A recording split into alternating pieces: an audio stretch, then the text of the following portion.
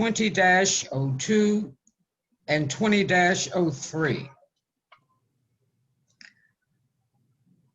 We will be reviewing those cases, and we will also review a written decision for the Board of Appeals case 2020-1, Board of Education of Calvert County Beach Elementary School Replacement Project.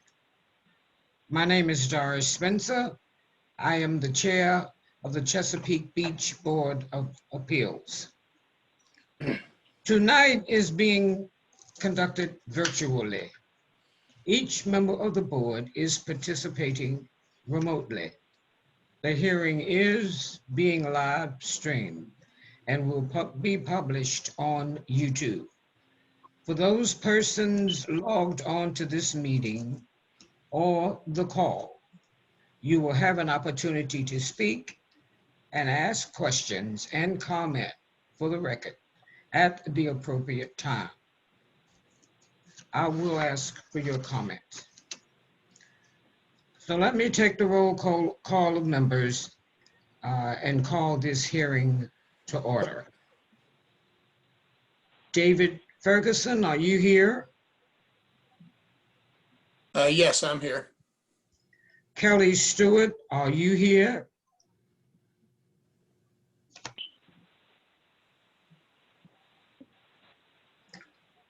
Jody Homestar, are you here? Here. Jan Rutke, are you here? Yes, ma'am.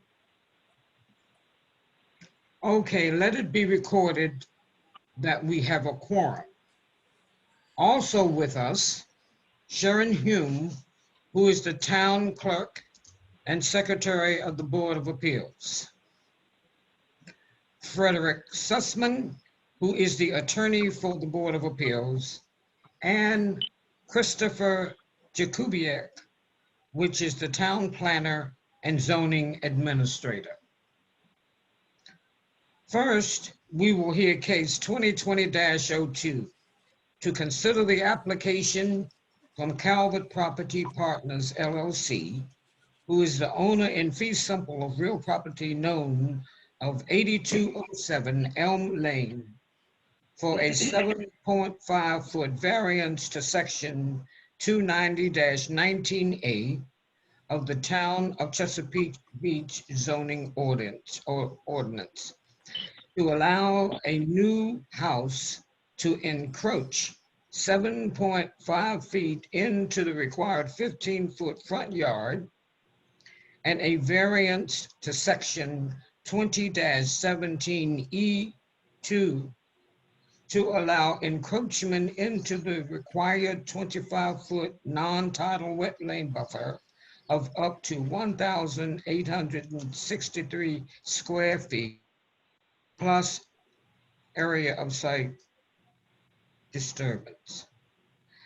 Second, we will hear case 2020-3 to consider an application from Francis A. and Stephanie M. White, owners in fee simple of real property known as 8203 Elm Lane, to allow a new house to encroach 7.5 feet into the required 15-foot yard and a variance to section 20-17E2 to allow encroachment into the 25-foot non-tidal wetland buffer plus area on site,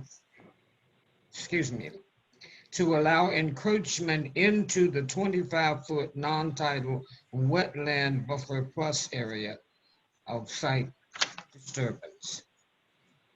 Before we begin with testimony,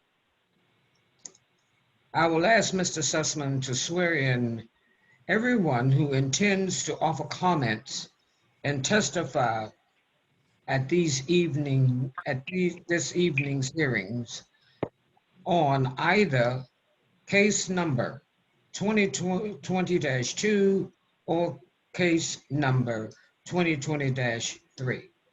So if you wish to speak to the board this evening on these matters, please prepare now to be sworn in. Mr. Sussman. Thank you, Madam Chair. Everybody who intends or thinks they may want to speak on either case tonight, please raise your right hand and repeat after me. Do you solemnly swear or affirm under the penalties of perjury that the testimony you are about to give and the responses and statements you are about to make will be the whole truth and nothing but the truth?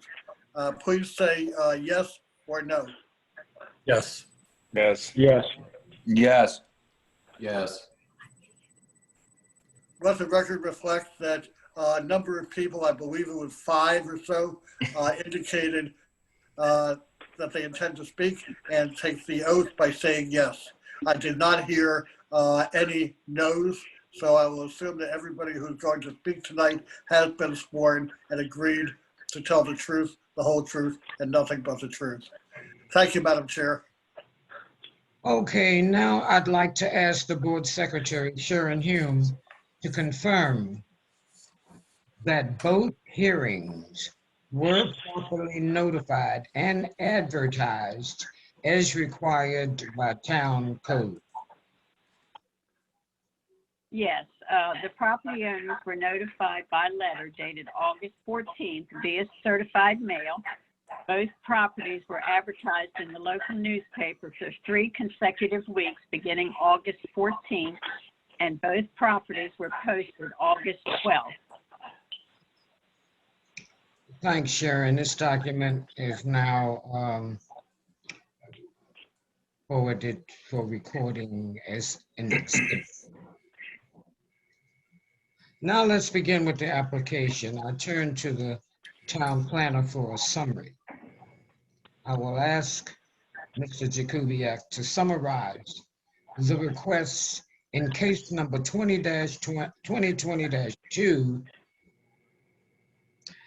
After we've had an opportunity to ask first questions, I will ask the applicant to introduce those members who will be offering testimony and to present the case on the ordinance. Once we've heard the applicant's case once we have heard the applicant's case for the variance, we will hear from anyone who may wish to testify on behalf of or in opposition to the variance. Mr. Jakubiec and applicant will be given the opportunity to present any additional comments on the application. Then I will close the testimony on the variance in case 2020-2.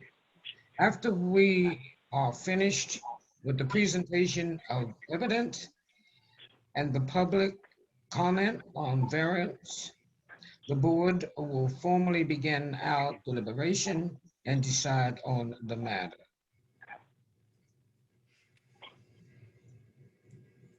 Typically, the board's decision will be subject to the council to the board preparing a resolution that documents the board's decision and the reason for that decision. After the board has conducted the deliberations and actions in case number 2020-2, the board will proceed in case number 2020-3 in the same manner. If there is no objection from the board, I'd like the applicant's application and town planner's staff report entered into the record as exhibits.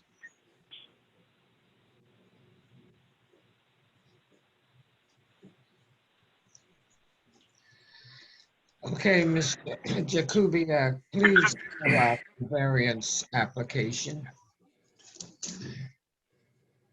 Thank you. I would prefer to share my screen, if that's possible. Yes. Okay.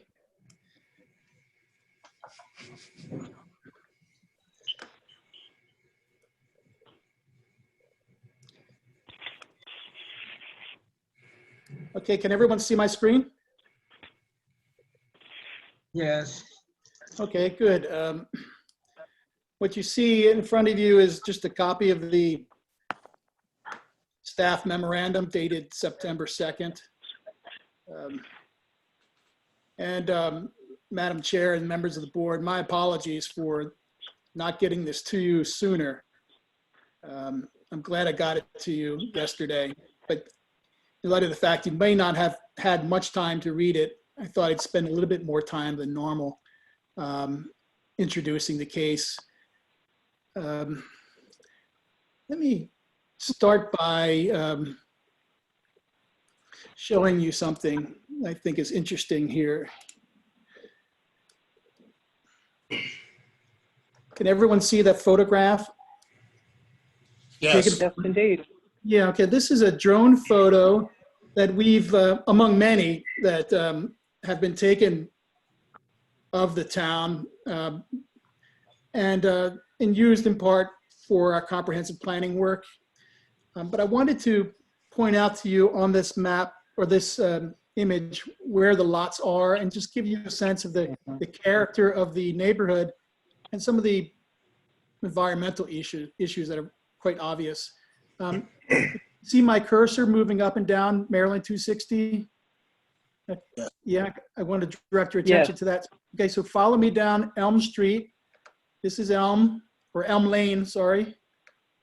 And it effectively dead ends here as a public street. I'm not quite sure where precisely it is, and I wouldn't be able to show that on this photograph, but it dead ends, and then it becomes a private driveway that leads back to Mr. Gary Goldsmith's house, which is in this area.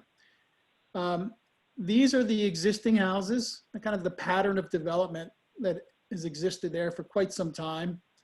And this general area here is where those two lots that are subject to tonight's discussion will be located or are proposed to be located.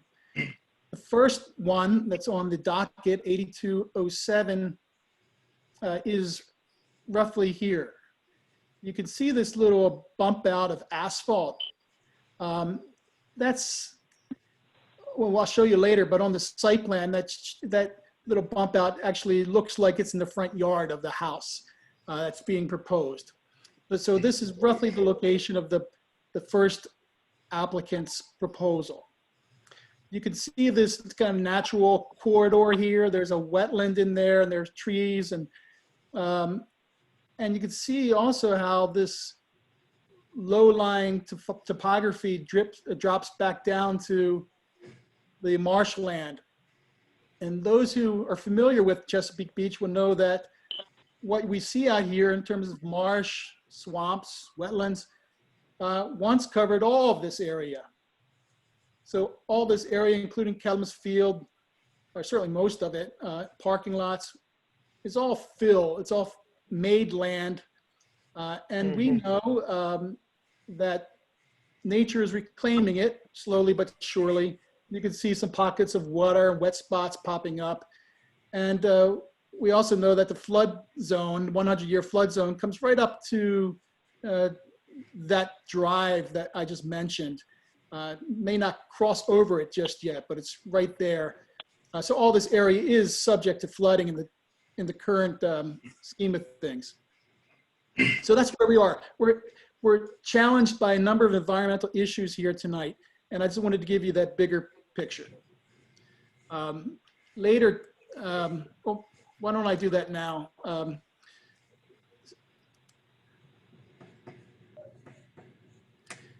I wanted to point out where the flood zone is, since I mentioned it. If you could follow my cursor again.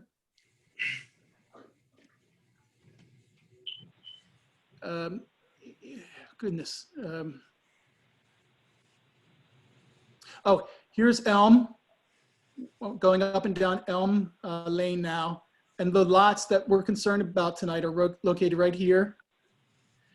This blue hashed line indicates the flood zone, the 100-year flood zone, and the dark indicates open water, okay? That's the existing condition based on 2014 FEMA floodplain mapping. What the comprehensive plan is in part studying right now, our work on comprehensive plan involves study of sea level rise and how the natural conditions in Chesapeake Beach will change over time if current trends continue. And the current trends take us up to 2.1 feet of sea level rise elevation in the Chesapeake Bay region by the year 2050, which is effectively 30 years from now. So over time, this is kind of the new scenario that we expect. Again, let me locate the Elm Lane for you again. It's on this map, it's here. And the lots we're talking about are located here. They're shaded in blue now, okay? This is the edge of predicted open water. The dark blue level area is open water. And what you see in the various other shades of blue are various levels of predicted flooding. So the 100-year flood, which is the 1% exceedance probability, 1% chance a year for flooding event. That's that light blue, and now that comes up and covers Kellam Field quite a bit. The darker blue is the 10% annual exceedance probability, which means in each year there's a 10% chance of a flood event. And you can see that that area now comes up over the driveway that I was referring to that leads to Mr. Goldsmith's place. And it comes up Elm Lane a little bit. And it actually covers a bit of the site, maybe all of it, of what we're, at least part of it, of the property that we're talking about. That's wetland that exists now in those properties isn't connected tidally just yet in any physical way, but with sea level rise and the rising water levels, this natural stream here begins to reassert itself, and this all kind of comes back into action as a flood zone, an area that's likely to flood.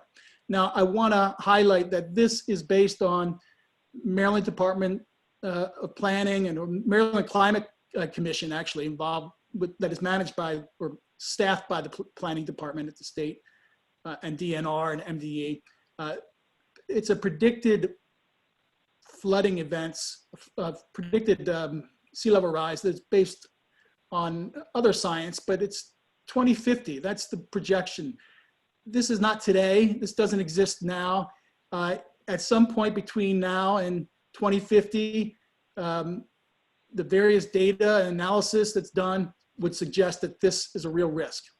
And so for a comprehensive plan, it really provides a good understanding of where we want to position land use, where we want to avoid, and also where we want to, how we want to make use of this information to boards like yours to consider this information in your judgments. Now, of course, a house that exists here for 20 or 30 years before this situation happens may be perfectly fine, but most houses last longer than that. And we want to build sustainability into Chesapeake Beach. So I wanted to go through that summary for you. Now back to the staff report. The applicant and I, or the applicant's engineer and I had a chance to talk before the final submittal was done, and I encouraged him to move the proposed building site forward on the lot to get it closer to the front build-to line, or the front, to get it closer to the street, as a way to minimize the amount of building and building activity that would take place in the wetland buffer. The buffer is not the wetland. The buffer is the 25-foot area around the wetland. It's there to signal that something environmentally sensitive exists and we should stay away from it. And it also signals the fact that wetlands move and migrate and change, just like the images I showed you suggest they might. And the future is likely to see that wetlands evolve and change over time. So that buffer gives us a little leeway and a safety, margin of safety. So the applicant is Calvert Properties Partners, LLC. The proposal is to locate the building 7.5 feet from the front property line rather than 15. How you do that? And by virtue of that, the structure is moved out of the buffer. This line that I'm coursing through now is the buffer. Everything on this side is within the buffer. Everything on this side is outside. Here is the wetland itself. The wetland, the line of the wetland. Everything on this side of the line is wetland. Everything here is buffer, okay? So the purpose of the ordinance is to move building activity out of the buffer. If the applicant was building within the wetland, that would be an entirely different situation altogether and would require a number of other permitting agencies being involved in this discussion. So in my staff report, as I typically do, I just went through each of the various standards. I called out various factors and facts. In this particular case, it's just as a matter of correction, the applicant's proposal actually suggests that there's going to be 2,400 square feet of disturbance. And I would just ask that the applicant discuss that to make sure that we're all locked in on what the proposed disturbance is. But I think it's 2,048.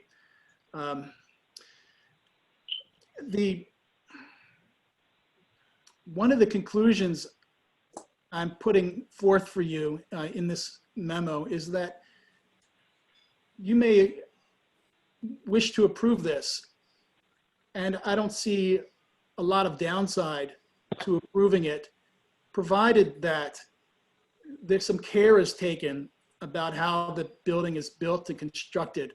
And in other words, that the long-range planning we're talking about and these environmental conditions are addressed and thought about when that building is constructed. So I suggested here that a model that uses piles or some other technique to keep the building up out of wetland, so, and flood zone, as I mentioned, so these buildings can exist on this property for a long time.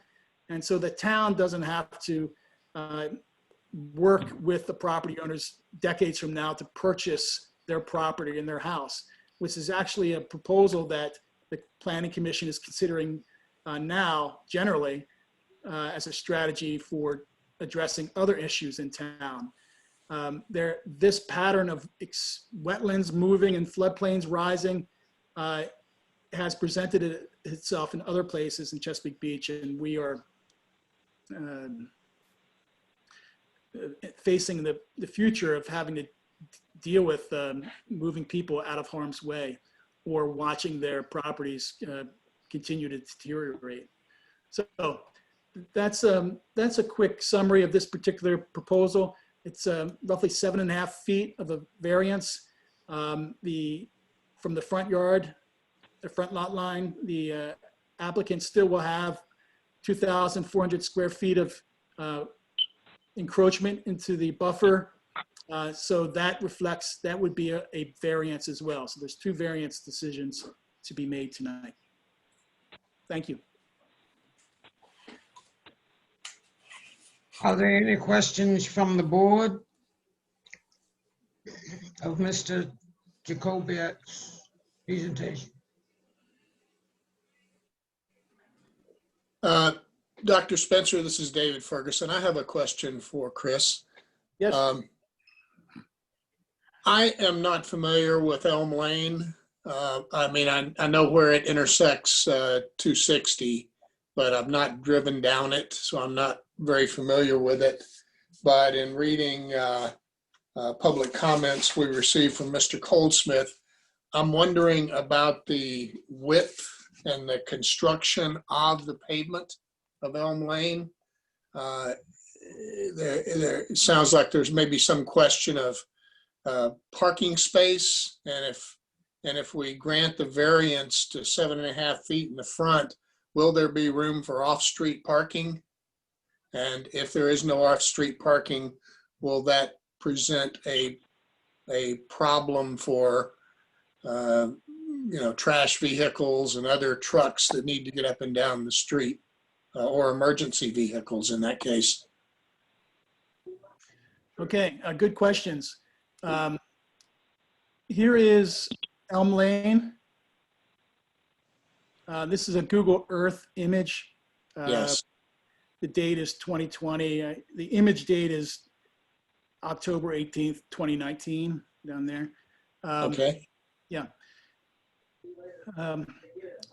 Is it a full two-lane? Is it a full two-lane street, or? It essentially is until you get down to where the first lot is that's a subject of our proposal is located. At this point, it feels like a one-lane street, right? It's fairly narrow, as you can see. I'm certainly, applicant will have more detailed measurements, but if you just threw this on, we got 14 feet, maybe between 12 and 14 feet, roughly. Up here, we have a little more space. Let's measure that. 15 feet. I actually think it's bigger than that. Well, this is what it is. I'm just doing a Okay. But this is that parking area that you're referring to. These cars that are parked here, I believe, belong to someone in the neighborhood. But this is not the intention as we understand it. This wasn't designed for a parking pad for neighbors. This was designed for a turnaround. So if you're traveling down, you realize you're in a dead-end street and you can't go beyond it, you feel that the road's getting narrower, you think, well, it's time for me to turn around. You can pull in into a three-point turn and head back out. I don't know, and I've checked with the Public Works chief on this. He doesn't know either exactly when this was constructed, but it is within the municipal right-of-way as far as we can tell, meaning that the road is much wider. The physical land where the road is located is much wider than the pavement. But so this exists today. I see on the plan that the applicant has that this goes away. This is essentially is the front yard of the proposed residence. So that's a matter we need to discuss tonight. But that's, that's the Okay, well, that's even more complicated than I realized. I was just concerned about, granting the 7.5 foot variance and having the front of the structure 7.5 feet from the street, and the street being too narrow to park on. Where is there going to be parking for the resident? Okay, so I'll refer you to the site plan for that. But before I do that, remember, even if the house is built on the front property line, there is still quite a bit of space between that front property line and the existing street. The street, Okay. street is narrow, but the right-of-way is relatively wide. So it'll feel like a grass strip, essentially, between the front door and the street. And it won't be as extreme as you can imagine. So let me just flip to that plan.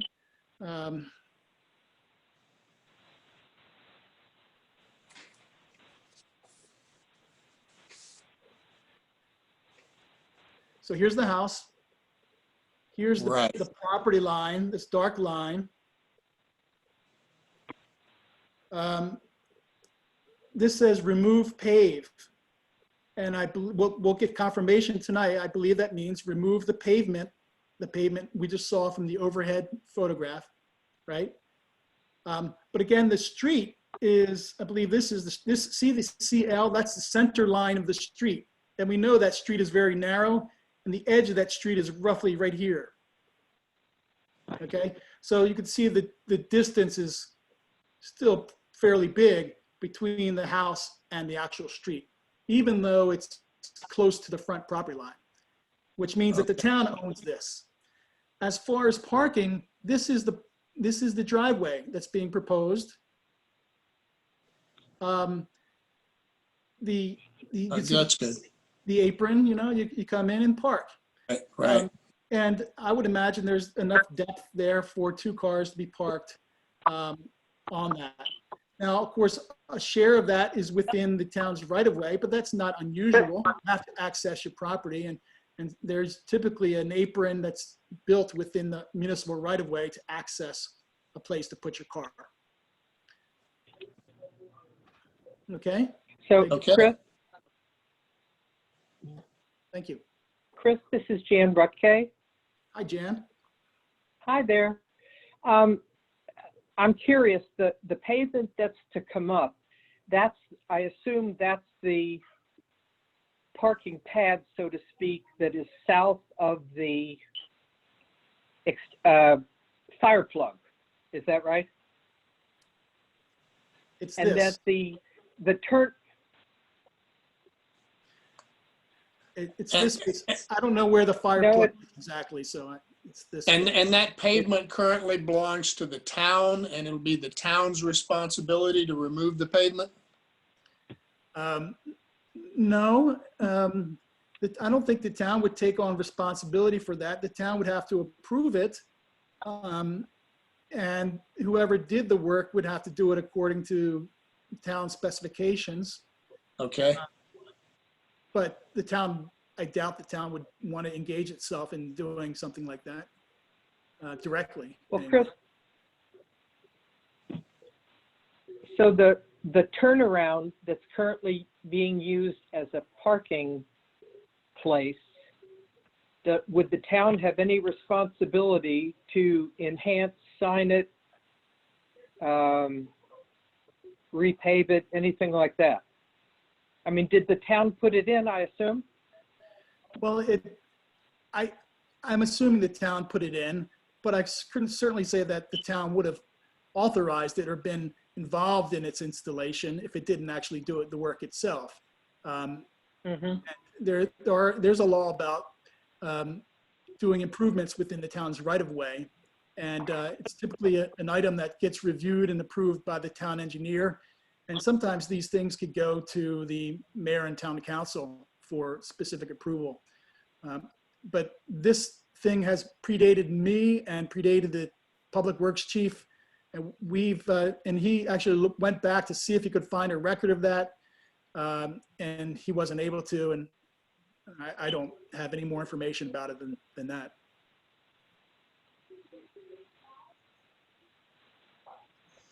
Okay. Okay, let's hear from the applicant on the matter. If you're Okay, then. not, Mr. Jacoby. Thank you.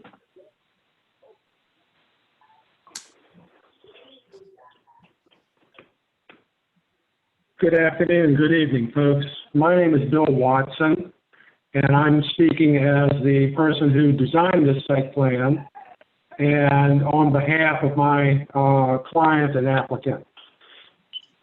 For the record, again, my name is Bill Watson, that you can call me that, but my formal name is William R. Watson. I reside at 11215 Oakwood Drive, Dunkirk, Maryland, 20754. My cell phone is 443-532-0866. I am a registered professional land surveyor, have been in this business since the summer of 1970, longer than some people have been alive, and I still enjoy doing this type of work. This lot is known as Lot 31R, Block A of the Wickersham subdivision. That subdivision was recorded in 1911, not 20, but 1911, and is shown on a plat known as Wickersham subdivision. In 1994, a replatting was done by the then owner, Homes America, to combine several individual lots into one building site, or actually two building sites. And in the process of doing that combination, the rear alley, that alley to the east, had been abandoned in part, or the part that was abandoned that was adjacent to their lot was added into the lots. And also part of Freedley Avenue, which is the unopened street to the south of the second lot, which we haven't gotten to yet, was added into that second lot. So the lots were enhanced somewhat. The zoning, as in the staff report, is residential village with a 15-foot front, 8-foot side, and 20-foot rear yard setback. Critical area land use classification is IDA, or intensely developed area. And again, as I say, I'm answering to two clients here. I'm working directly for Barrick Associates, where I'm a sub-consultant to them. And Tony Olecki is on the line listening in, and will be taking over after me to fill in some spots that I may not cover. Barrick Associates did a lot stakeout, had the wetlands delineated, and then located those wetlands and provided the topographic survey all to me to do the site design. The wetland delineation was done by Kenneth Walls of Bay Environment, Inc., and that was back in January of this year. That delineation was confirmed by a lady by the name of Miko Camp from the Maryland Department of the Environment on January 16th of 2020. Her approval states, quote, all wetlands at the subject site will be classified as emergent non-tidal wetlands, and any permanent impacts to wetlands will require mitigation. And I address that mitigation and permanent impacts in a couple of places in my presentation. It should be noted that the vegetation in this wetland area of the site is predominantly Phragmites, which is well known to everybody as an invasive species. The town is located northward of the town, or the site is located northward of the town drift spoils site, which by virtue of the berm surrounding the site will cause the runoff from this lot to take a longer route to Fishing Creek and ultimately the bay, thereby giving the existing vegetation more opportunity to filter the runoff. The critical area responded on August 14th to a request to give their input on this application and stated that they do not have any jurisdiction over the town's local zoning setbacks, nor does the Critical Area Commission have jurisdiction over impacts to non-tidal wetland buffers. So, given that with background, as Mr. Jakubiak stated, we have a need for two variances. The first is the front yard setback to be reduced from 15 feet to 7.5 feet. And the second is to allow disturbance within the 25-foot wetland buffer. Now, I'm going to try something I hope works. I'm going to try to bring my drawing of the site up. If you bear with me for a moment, because I'm going to be zooming around and hopefully it'll be a little bit easier for everybody.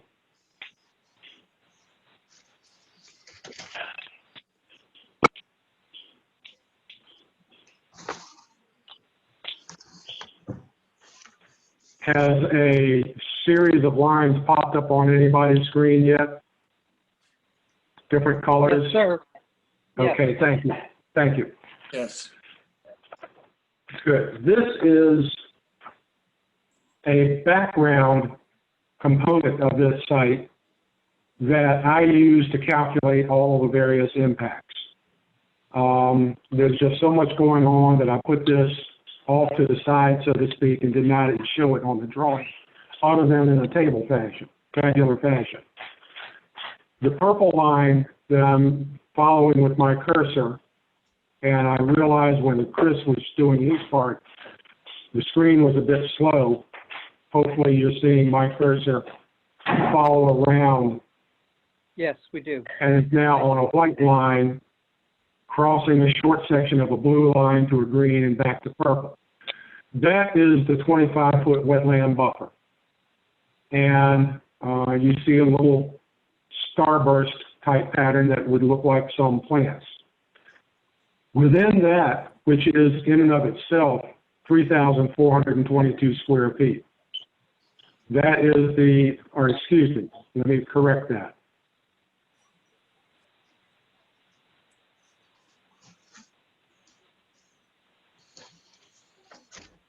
The wetland buffer is 3,391 square feet up here at the top. Within that is a piece of the driveway shown in blue, and maybe a half of the house shown in white. The driveway has 362 square feet in the buffer. The house has 387 square feet in the buffer. Those are the permanent impacts to the buffer, assuming that this site gets built according to this plan through your all's approval. The green line represents the outline of a silt fence, which is used to prevent sediment from going too far away from a construction site or a construction area during a rainstorm. In some places, as Chris noted in his staff report, such as in this area, the silt fence, actually, if I were to show the computation, I did it earlier, is about 1.66 feet right at this location where I'm kind of sliding my cursor back and forth, and a little bit larger down here. The purpose of having the silt fence where I've got it is to, in this location, keep it from getting into the wetland, which is this large area to the north and east, or to the right and top of the lot, while giving as much room as possible to do the grading, to shape the lot, and make drainage work on the lot. Similarly with the house, which this is the part that's within the 25-foot buffer. We're setting the house floor elevation at elevation 9. The ground elevation in this area, I believe, was something around 3 or 4. No, it's actually 6.4 on the site plan down in this area here. So we've got the house ground level floor set at 10, rather than 9, just short of 4 feet above the ground in this area. So there's some shaping to be done, although with a proposed crawl space, there's not a lot of shaping of the earth to be done, other than just to be sure that the rainfall that hits the ground runs away from the house and doesn't wash out alongside the house. The downhill side of the house is where I've got the cursor now. That probably will be where a larger amount of grading will occur, just to accommodate putting in the block foundation, getting the footings down to an elevation where they can be placed on solid ground. Probably there'll be some small amount of stockpiling in this area. Other of it could be stockpiled inside the foundation area, or possibly even over in the southwestern or bottom left corner. The impact of this hearing really boils down simply to, if the buffer impact is denied, this lot becomes unbuildable, which I don't think anybody wants to see happen. So we need to find a solution that minimizes the impact to the greatest extent. Now, in the staff report, Mr. Jakubiec suggested having the house on either piles or at least greatly elevated. Tony Olson has talked with the applicant, and they are not opposed to that. Obviously, it brings more cost in, but they see the benefit of getting the house a little bit more up into the air and having less potential for damage to occur in a result of a flood. And this area will flood. It did it during Isabel and possibly other hurricanes, but that was an unusual situation with a wind-driven hurricane with high water, high rain, blowing the bay up into the inland areas. Those of you that were in the town at the time may remember how badly the Stinnet's restaurant was underwater. So those things are unusual. It's not indicative of the flood hazard maps, which presently show no flood area on these lots. It's shown as an X, which means not impacted by floods.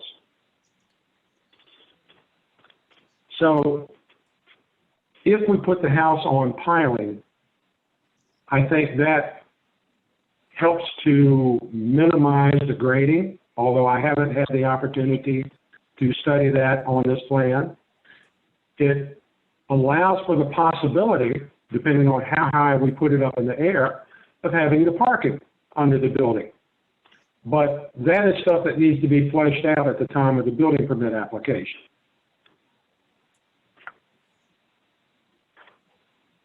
The criteria that the zoning ordinance sets out 5 key questions that need to be answered in an affirmative that the board needs to agree with. And the first is that granting these variances is in harmony with the general purpose and intent of the comprehensive plan, zoning ordinance, and other pertinent regulations. I believe it is. And for a couple of you, Ms. Spencer, Chairwoman Spencer, and Ms. Rutke, you know that I used to be a predecessor to Chris in this very role as zoning administrator. The second criteria is that it's a use as a single-family resident that is permitted in the residential village district. Nothing is being inappropriately permitted. There are a couple of special circumstances which apply to the land, which are peculiar in this lot and don't generally apply to most other lots within the subdivision. These are, first, the lot is only 9,135 square feet. And again, remember, that's after the addition of a piece of alley to it.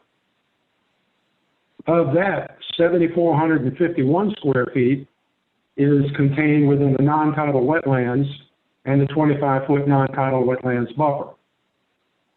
Of that, that is almost 82% of the lot.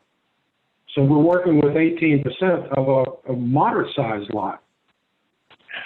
Maintaining the 15-foot front yard setback will cause more disturbance to the buffer, whereas the goal is to minimize that. So that's justification for pulling the house closer to the street by 7.5 feet. And again, denying the buffer impact would make the lot unbuildable. The hardship for the development of this lot is that the house is only a modest 3-bedroom house. A smaller house would have a 2-bedroom or less bedrooms in the neighborhood where 3 bedrooms are typical of a single-family home. Due to the wetlands, this site is really only about a third to a half usable as compared to any similar lot. Application of the requirements with no variance will eliminate that usability.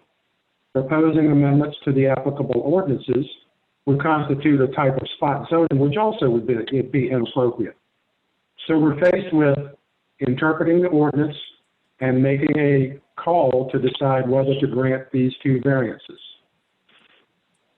The fifth and final of the requirements is that the granting of the variance is necessary for just about any use, reasonable or otherwise, of this lot, and should be considered the bare minimum, which will give some use back to this lot. And because this is in a critical area, there's additional conditions. Even though this is not a critical area variance, I thought that it might be beneficial to go through those.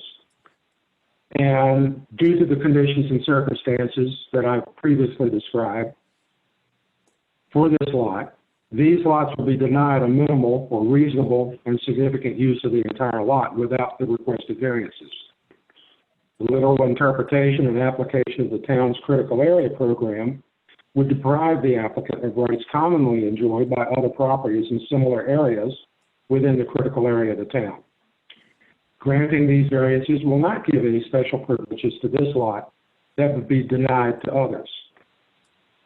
Approving these variances will not adversely, in my opinion, will not adversely impact fish, wildlife, or plant habitat in the critical area, and are in harmony with the general spirit and intent of the town critical area program, Maryland's critical area law, and COMAR regulations. So with that, I'll entertain any questions that anybody wants to fire at me, or otherwise, I'll back out and mute myself and turn it over to Tony to embellish on or add to my testimony. Are there Any any questions? questions? Are there any questions from the board to the applicant?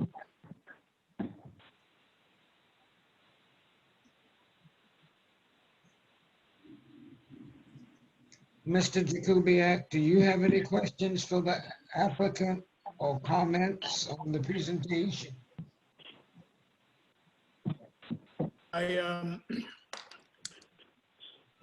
Well, I'd first like to say that it was one of the most candid and thoughtful staff reports I've heard from a consulting engineer representing a client in front of a Board of Appeals in a long time. I really, I have to send a lot of appreciation to Bill Watson for that excellent job. I mean, he not only did he describe the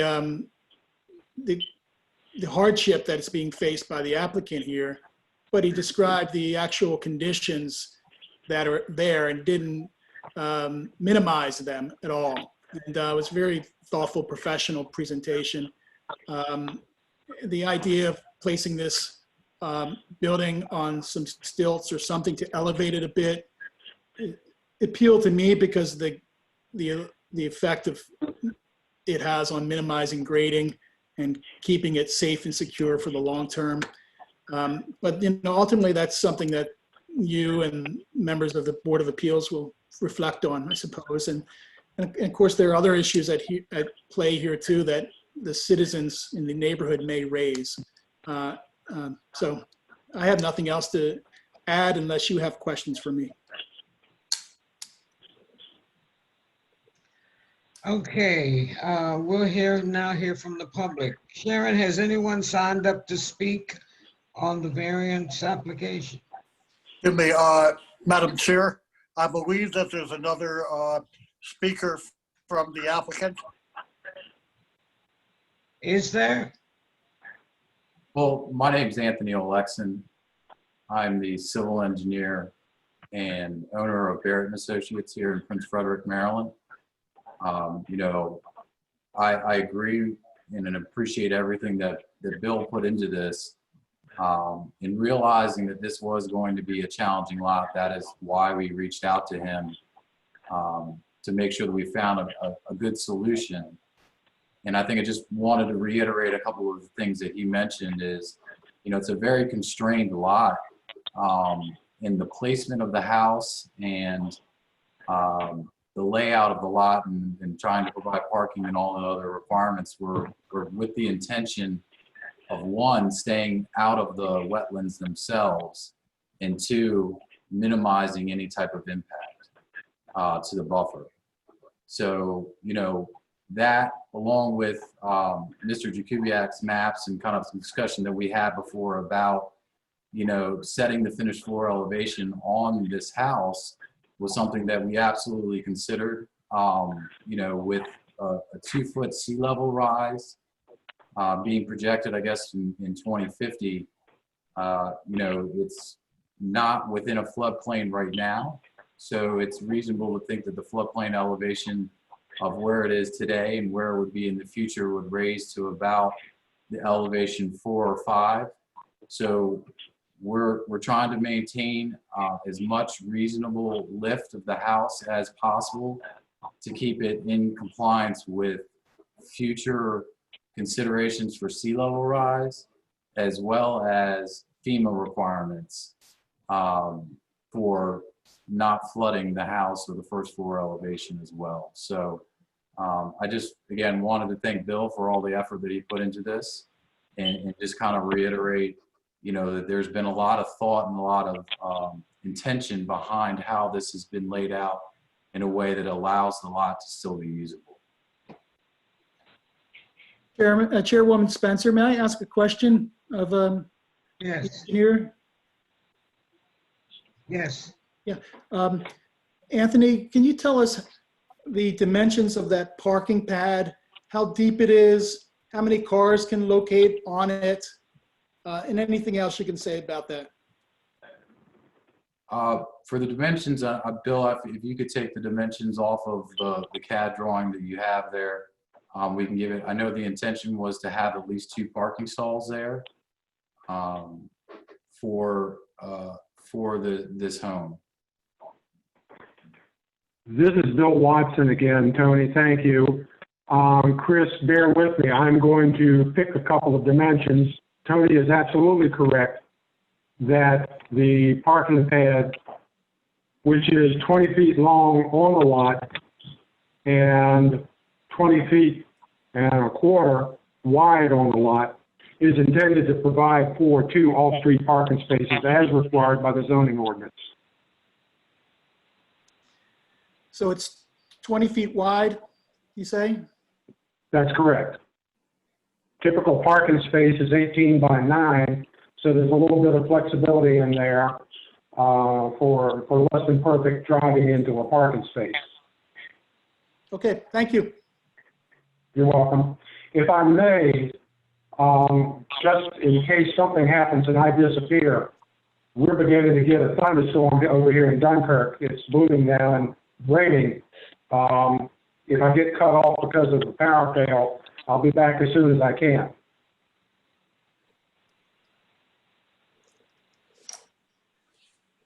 I am also hearing thunder here in Chesapeake Beach. Well, anyway, let's move on. Okay. Now let's hear from the public. Is there anyone here? Has anyone signed up, Sharon, to speak this evening? I only got comments from Gary, and I believe Gary Colesmith is on the meeting. I am. Okay. I would like to. Okay, Gary. Gary Colesmith, 8200 Elm Lane, Chesapeake Beach. My driveway starts at the end of the street. I bought this property in 20 years ago. At the time I bought the property, the town engineer, I don't remember his name, he was the engineer and zoning administrator at the time, but you all probably remember him. He actually went over to North Beach for a while. This was prior to the current town engineer or the current zoning administrator. I discussed with them before I bought the property several things because I was concerned about the dead end street and the driveway at the end of the dead end street. And we talked about the requirements of the zoning. I think most of you are aware that I've been involved with zoning issues for a long time in Chesapeake Beach. Anyway, the discussion was on several fronts. There was runoff and the right of way for runoff from the street of Elm Lane into the wetlands or non-tidal wetlands. There was also discussion on the runoff on the east side of Elm Lane that occurs all the time and floods out that side and washes sediment onto the parking space that had been provided for Sadie at her home at the end of Elm Lane. So there is a real issue with a T turnaround, which that paves the area that you see down there. Now, it wasn't created for. It was created to make vehicles be able to turn around, town vehicles, trash trucks, visitors who came down and didn't realize there was a dead end. A dead end street has to have some means of turning around. That area was paved by the town of Chesapeake Beach. It was repaved by the town of Chesapeake Beach just recently, and Jay knows that because he paved it. So I don't think there's any discussion, really true discussion about whether or not the town utilizes the full right-of-way width at the bottom of the street. Sadie Lawson's lot, which was sold to her son grew up there, has always had parking provided by the town. The original subdivision had 50-foot wide right-of-ways, and I discussed this at length with several people, including Gerald Donovan, back when I bought the property, that they had 50-foot right-of-ways for the street because they had off-property parking because the lots were so small, because it was a whatever you call it, a town that was built here for visitation or whatever, recreational purposes. So anyway, all that being said, we have a grandfather lot on the opposite side of the street of this place that Gerald Donovan and people prior to me had prepared a parking space for in accordance with how they viewed the prior platting of that area. That space is now in this plan shown to be gone away. There's a fire hydrant on that side of the street, roughly near there, and that's the reason why the turnaround is farther north than where it probably should be as official T turnaround. And no signs has ever been put up to stop parking there, so people have parked there. When the notices went up, or when the new pole relocation happened, people realized that they didn't have a real true right to park there. They parked other places, except for the Lawson property, who has no place to park because of their grandfather lot. So the utilization of the right-of-way for any purposes, like going away, taking the paving away so that there's no turnaround anymore, or utilizing it as part of their driveway or whatever it is a non-consideration for the existing neighborhood. I mean, vehicles do the trash trucks, people need to turn around. That's my first real issue with this plan. The second real issue I have with the plan is that the reduction in front yard setback would not be necessary. And I've looked at this myself. I'm a commercial builder myself. And I looked at this property myself back when the property was up for tax sale numerous times. I looked at what I could do there. And I thought every time about building it on stilts. It's just a simple impact that you had an issue with non-tidal wetlands. Now, when I look at this plan, first off, any utilization of the town's right-of-way has to be approved by the mayor and town council. And nobody's made an application to do that. So I don't know, without that approval, you could not grant variance anyway, because you'll be taking away part of the street's right-of-way. If the planner and developer were to look at utilization of stilts and raising the structure up in the air and parking underneath, I think you could actually use the property effectively for housing as intended, without impact to the buffer and impact to the front yard setback. So I think that was not fully thought through. It's like easier to apply for a variance than it is to design to match a lot. And the final thing I really want to say is this thing was replatted, and it was replatted during a time when all these things were known, and all the property was one ownership at that time, and it was in one ownership. and all those joint properties were together would make a legal lot, you don't have a right for a variance. And someone subdivided it and made it into 2 lots that were actually unbuildable. So they created their own problem in, I think it was 94 in the replatting. So I'm really I'm really against this as it stands right now. If they were to redesign it, put the house on stilts, not impact the front yard setback, create a means for a turnaround, address the parking issue for the house at the end of the road, Lawson's home on the end of the road. I would not be an objection, but they haven't addressed any of these things, and I actually don't see where they've addressed the off-street parking correctly on both lots that are up for these 2 variances. The property I'm talking about that was grandfathered and does not have parking and it has no way of creating parking is 8202 Elm Lane. It used to be the Sadie Lawson's property. It's now Calvin Lawson and his wife's property. Those things need to be addressed before I think you can even consider granting either one of the 2 variances that are up before you for those 2 properties. Thank you for your time.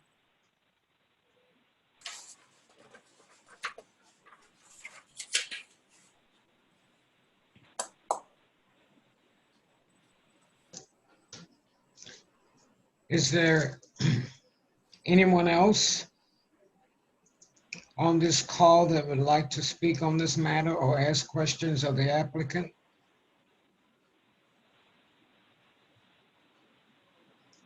If so, now is your time.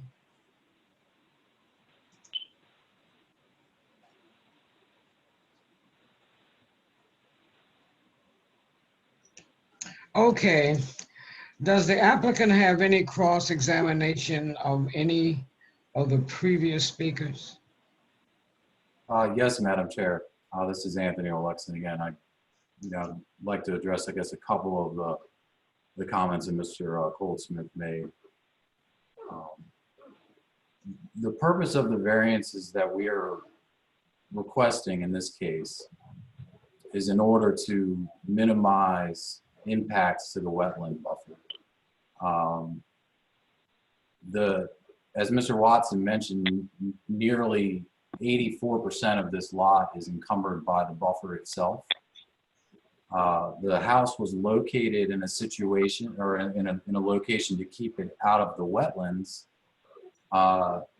And, looking at shifting it further back would just create more of a disturbance to the wetlands buffer. Really, that's, I think the crux of what it is that we're asking for as part of this waiver, or the 2 waiver requests, is to find a solution here that would minimize those impacts. And the owner and their builder representative are also on this call today, and they can kind of, I'd like to give them the opportunity to talk if they'd like. Raising it up on stilts or on pilings is something that we're considering moving forward. I think it takes a little bit more, but even with raising it up, the area that's going to be underneath of the house will still be graded, would still be considered a permanent impact to the buffer. So the design that we're showing here and the location that we're showing here with the reduced setback is the minimal amount of impact and variance that's necessary in order to keep this as a usable lot. Regarding the work within the right-of-way and the removing of the pavement and the turnaround, I agree with what Mr. Goldsmith is saying. Is that something that we need to work out with the town engineer and with work within their public right-of-way?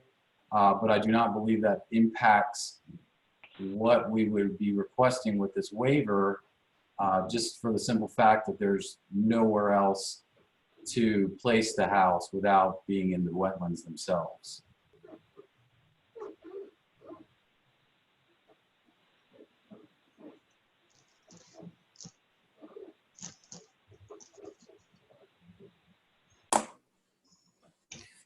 Do either Mr. Jakubiec or the applicant have any final comments?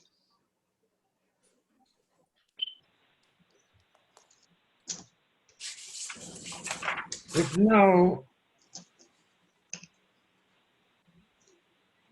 I will close this part of the meeting and we'll turn our attention to deliberation on the variance application in case number 2020-2. Madam Chairman, Yes, may I address the comments that were made on my address? Or rebuttal? sure, please. One of the requirements for a variance is that it cannot be self-created. And unfortunately, the original owners in 1994 created part of this problem because as the ordinance read back at that time, you had the opportunity to combine lots and create a legal lot that met the requirements of the zoning ordinance. And instead they subdivided and made two illegal lots, basically. So, I wasn't going to bring that up because I thought that was like kind of underhanded, but it was 1994 and these ordinances all went in place in the 80s. So it is self-created in that respect.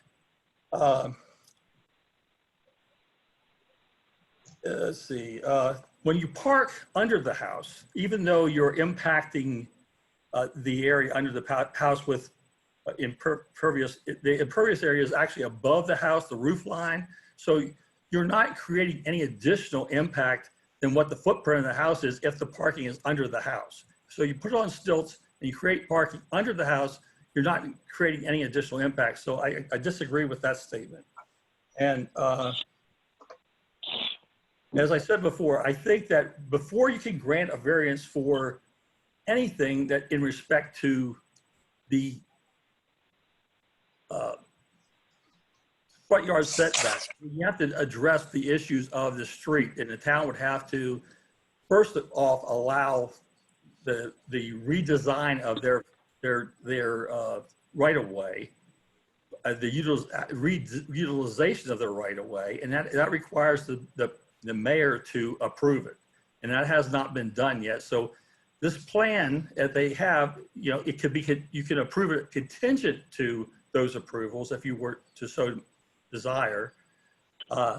And the same way with water runoff on the east side of Elm Lane. I don't know, we had like several inches of rain the other day, and probably no one knows but me because I drive up there every day, but there's an incredible amount of runoff on the east side of the road that's never been addressed. And the former town administrator, James Parent, and he had actually visited out there with me about that. And I have talked to Jay about the same issue, is that there's an incredible amount of runoff on that side of the road, and there's been no adjustment of that. And the way you have it drawn right now, water coming down that side of the road would run into at a 7.5 foot front yard setback. The water coming down the road would have no place to go but run into that house, that home. So that really needs to be addressed. Runoff on the east side of Elm Lane has never been addressed, and it's not addressed in these plans. Thank you for your time.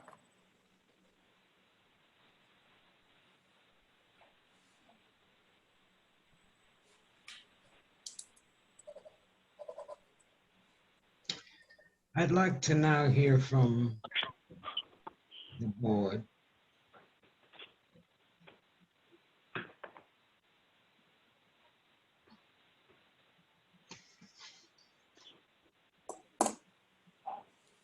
Are there any comments from the board?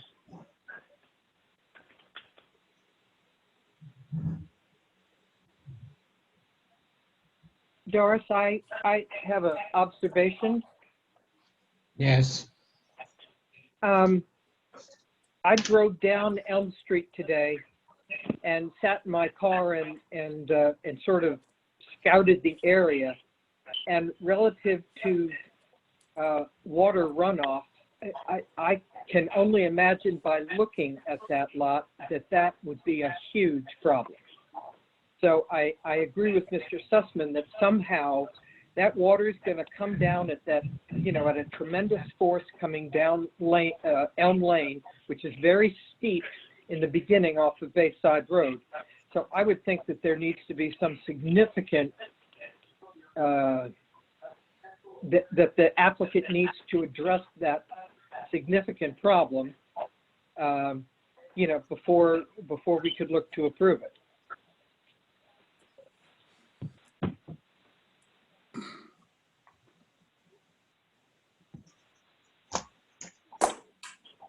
Okay, any other comments?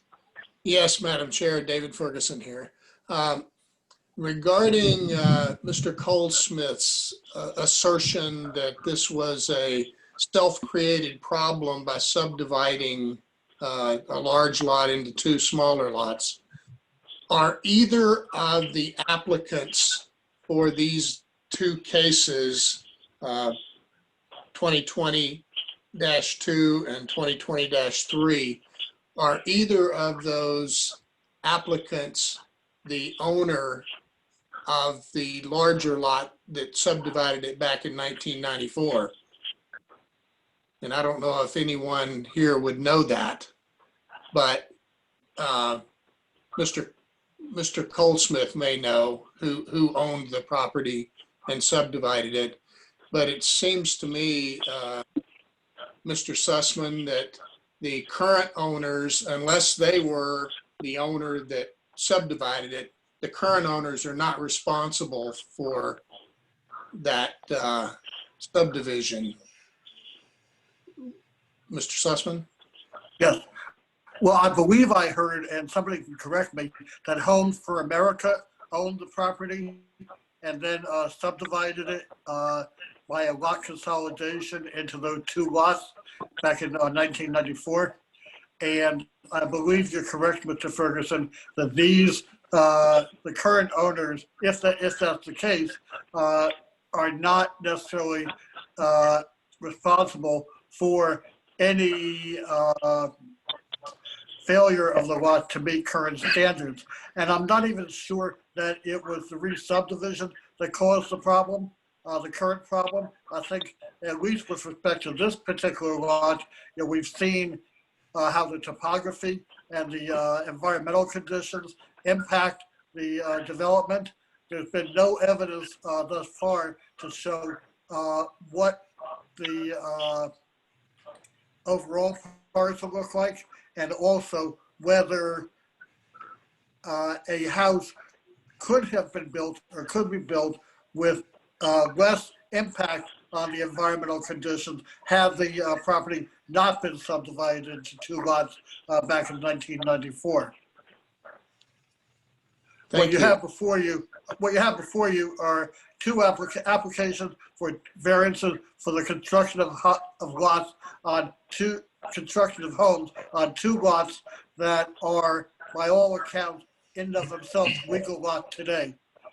It's not a situation where the lots were subdivided into, well, let me strike that. So I'll leave my comments where they were. Madam Chairman, may I? Yes, please. The original property owner was Homes America. That gentleman transferred the property to himself at some point, or his estate. And then the property went to his family as someone, member of his family. So the property was in ownership by the same person when it was subdivided and created a problem. And then however, how it got, it's still within the same family unit. I don't know the actual relationship, but at least unless these have changed, my review prior to this hearing was that that is a family buyout or whatever. I don't know. It was all within the same family. So it's an inheritance, I guess, or a trust that conveyed it. So I don't necessarily agree with the attorney's opinion on that. I think that it is and was family property, and the town has some responsibility in that, because when they allowed re-subdivision, the constrictions were still there at that time. So, they have the right to build on the lot, but they have the responsibility to build it within the means that the lot allows. And it's certainly not utilization of the existing right of way, and it's certainly not encroachment on the restrictions that they already knew was there. Thank you. Madam Chairman, this is Bill Watson. May I try to clear up some of the misconceptions here? Yes, you may. Thank you. In 1994, Homes America was the owner of these lots.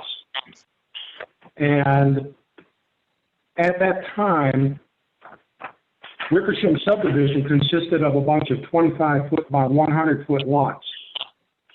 This site, Lot 31R and 32R, consisted of a handful of those 25 by 100-foot or larger lots. The zoning ordinance is silent on the term replatting, and it got started being bandied about while I was zoning administrator, but this was something prior to me when John Hoffman was both the administrator and the town engineer. This obviously went through the Planning Commission. Jim Parent, as the chairman of the Planning Commission, signed it. It went through all other agencies, including the Health Department, even though it's on public water and sewer, and it went to record. No subdivision really occurred. All that occurred was grouping lots into building sites. And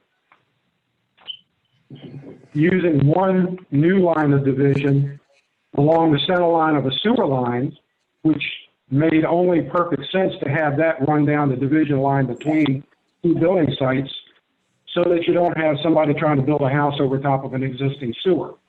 And you may or may not be aware that that sewer line has been very problematic over the years. So, if anything, these lots, as we call them today, 31R and 32R, have been made larger. They were done through proper review and approval by the Planning Commission of Chesapeake Beach and duly recorded in the land records. They were not a subdivision where you take a single piece of property and create multiple pieces of property. They were combining multiple pieces into lesser pieces. That's the idea of a replatting. Thank you. At this time, I'd like to hear if there's more from the board. If not,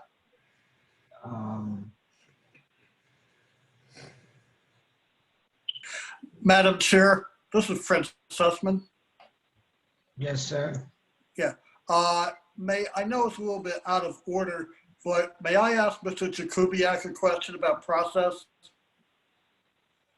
Yes, you may. Mr. Jakubiec, with respect to the issue about stormwater management and stormwater runoff, is that something that would typically be addressed at the building permit stage? Yes, after this project if it were approved, it would come to me as a site plan application. It would be reviewed by me and the town engineer. If it were approved, it would obtain a zoning permit, and then an application would be made for a building permit. So these types of impacts would be evaluated by professionals at that time before any permits were issued. And with respect to the use of the public right-of-way, is that something that also would be evaluated at the time of building permit? Absolutely.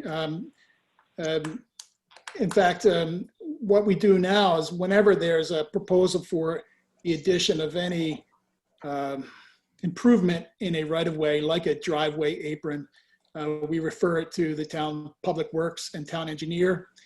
And I can assure you that this would be referred to those individuals right away once it arrived on my desk. Thank you.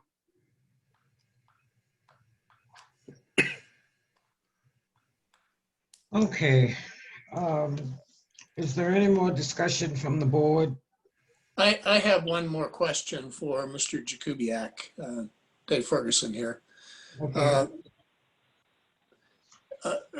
Along the same lines, Mr. Jakubiec, the removal of the pavement that is currently the turnaround from that right-of-way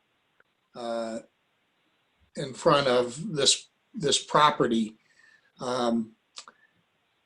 that would also need to be approved as part of the building, application, the permit application. In the sense that it's located in the municipal right-of-way, and it's work being done in the right-of-way, yes, it would have to be approved. The town doesn't have its own streets and roads ordinance. We adopt the Calvert County Road Ordinance. And in the Calvert County Road Ordinance, there is discussion of a T turnaround as a solution to dead-end streets and new subdivisions.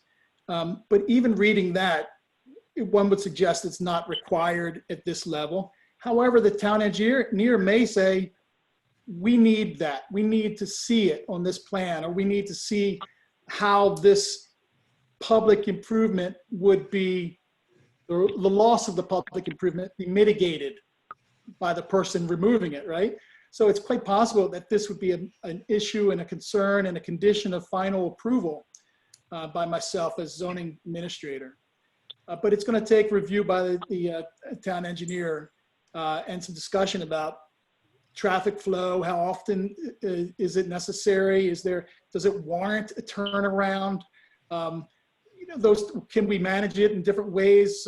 Does the driveway that the applicant's providing provide sufficient means for someone to pull in and pull out, which is quite typical on a dead-end street at low volumes like this? So all those discussions would be had at that time. It seems to me that, that is something the town will have to deal with. I agree. And, that's going to be a whole different matter. But I certainly think it needs to be addressed for that neighborhood. I actually appreciate Mr. Goldsmith bringing it up because it really wasn't apparent to a lot of us. We don't get there very often. And it didn't show up in a first cursory review of the aerial photography. Then all of a sudden, boom, there it was.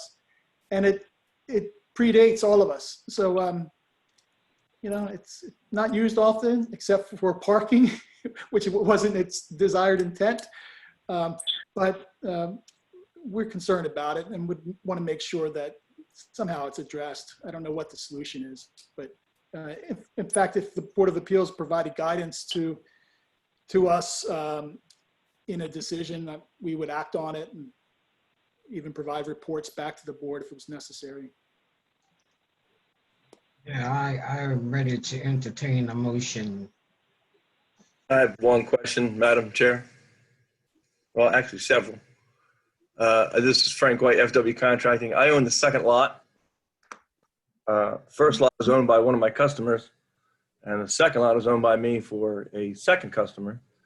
And we had an email today about the possible raising of the house. And I don't have a problem with that whatsoever. If we raise it and there's parking underneath, I'm willing to work with the town on that. I don't have a problem with that. The property was actually bought by Homes America, the wife herself, extremely lovely woman, very nice person. So we bought the property based on our customers because they love the street, they love the neighborhood, they love the town, and where they want to live. And of course, we had to scurry around today based on the email we got today, based on placing the house forward, backwards, raising it, just so many things at the last, 4 hours before the meeting.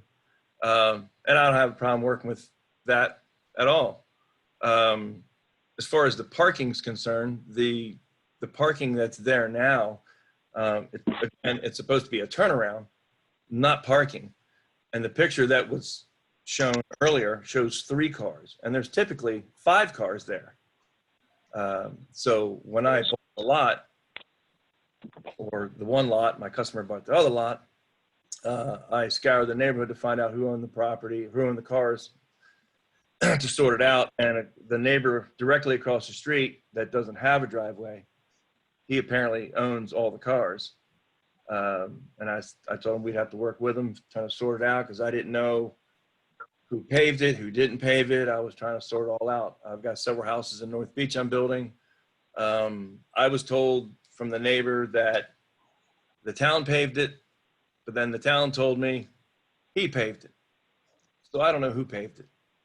I thought it was just a spot for him to park. But now I realize that this is supposed to be a turnaround. Well, if there's 5 cars parked there, for starters, and even if I move the turnaround to the end of the street, who's to say 4 or 5 more cars won't park there? So who's going to enforce that? I have no problems working with the town on this, along with Barrett.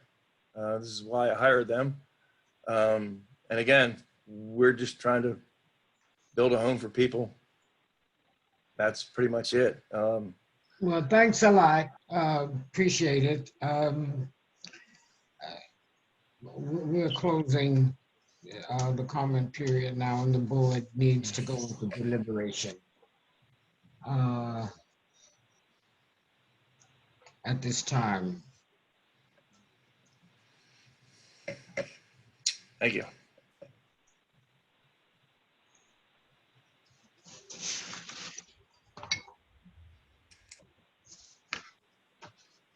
Who would like to go first?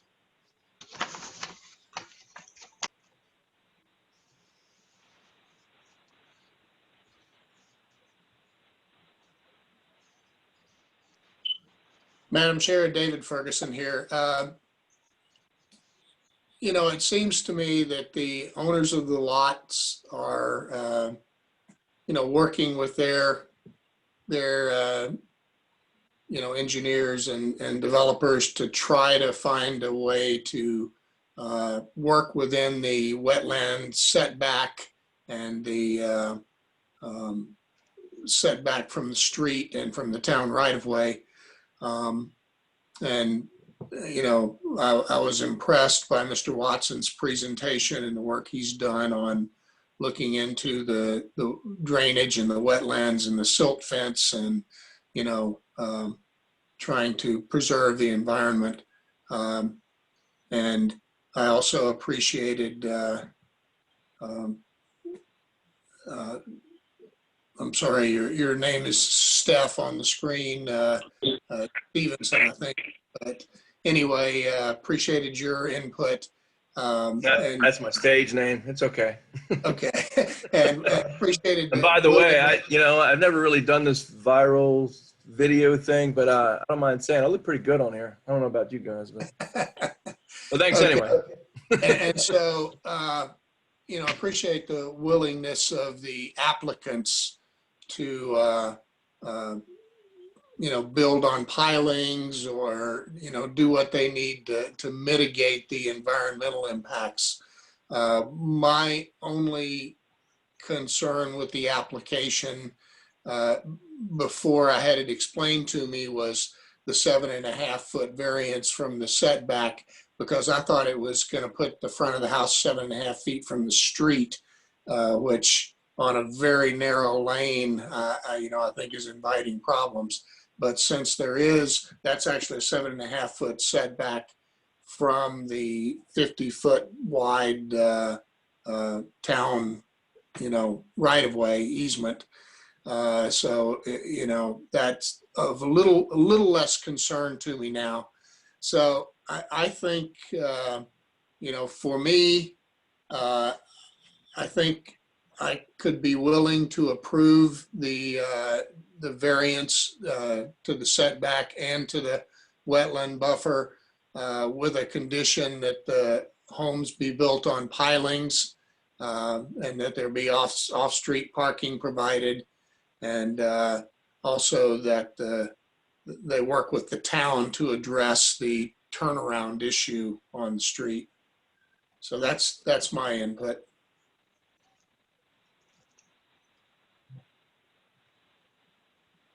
Jan,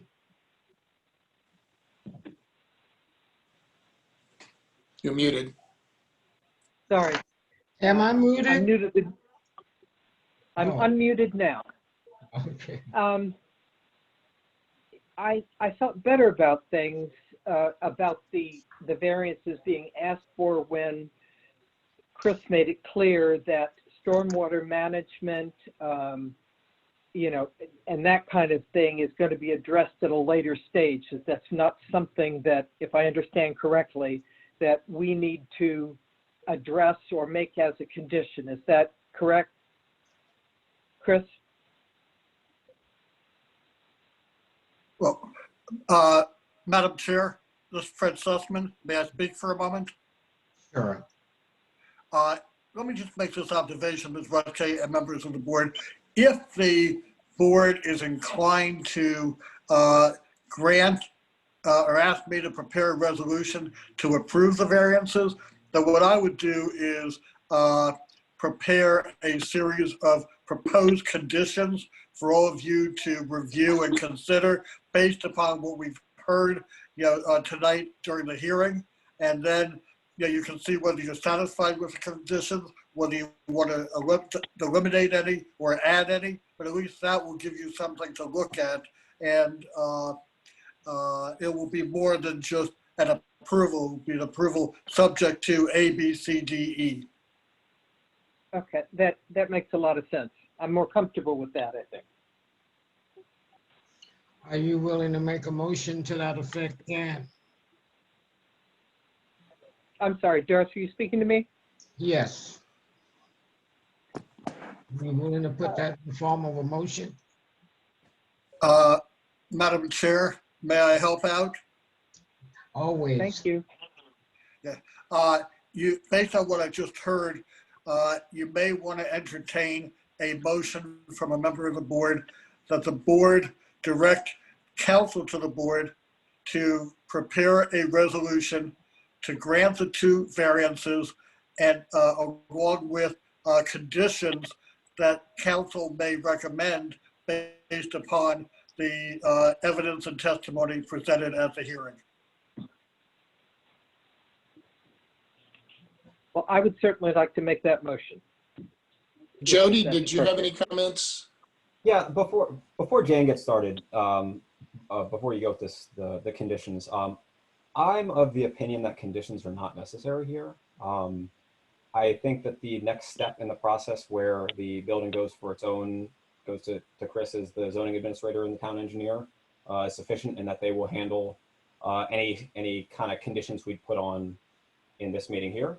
I find thus far that it's not really our responsibility as the Board of Appeals to reevaluate the lot consolidation of 94. All of the proposals put forward by the engineers and planners, I believe, are very reasonable given the zoning of this particular lot. I do hear the complaint from Mr. Goldsmith about the right-of-way and the T turnaround. But once again, I don't think that falls into the jurisdiction of the plan proposed to us here today. So I think I would like to move forward without conditions on this particular issue, but that I will take other opinions on that.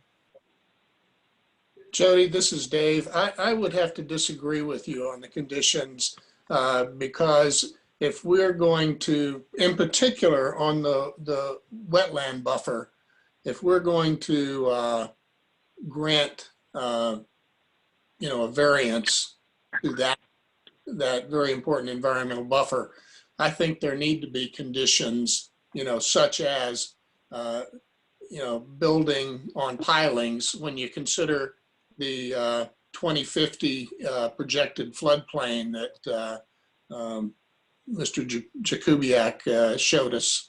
I think it needs to be for the house to be viable 30 years from now, in an area that will be very likely subject to, a lot more flooding than it is today.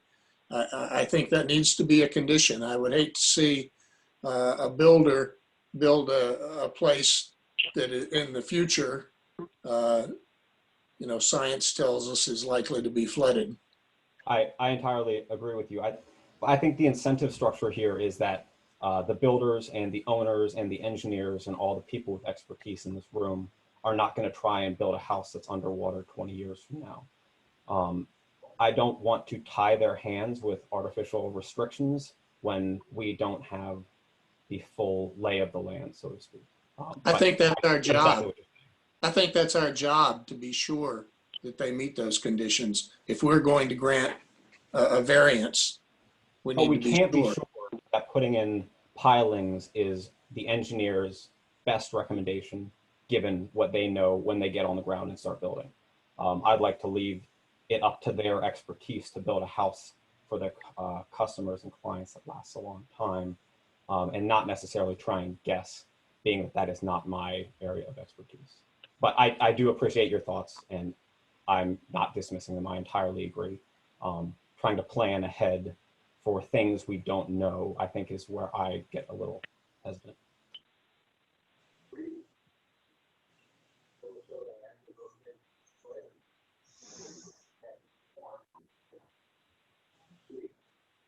I guess you and I are going to have to agree to disagree on that. Well, this is Jan again. Could I ask Chris to clarify for us what's, if we approve this variance, what this builder now has to go through, whether it's stormwater management, whether it's, anything else related to this lot, because if that's going to be handled by somebody else, then it's not something that I said stormwater management, I really meant everything to do with this lot, the practicality of it. If these things are going to be addressed at a later time, I guess that's what I'm asking of Chris. What specific things relative to this lot are going to be addressed at a later time that we could step back and say we approve it, but yet we would know that it would be handled appropriately up the line, so to speak.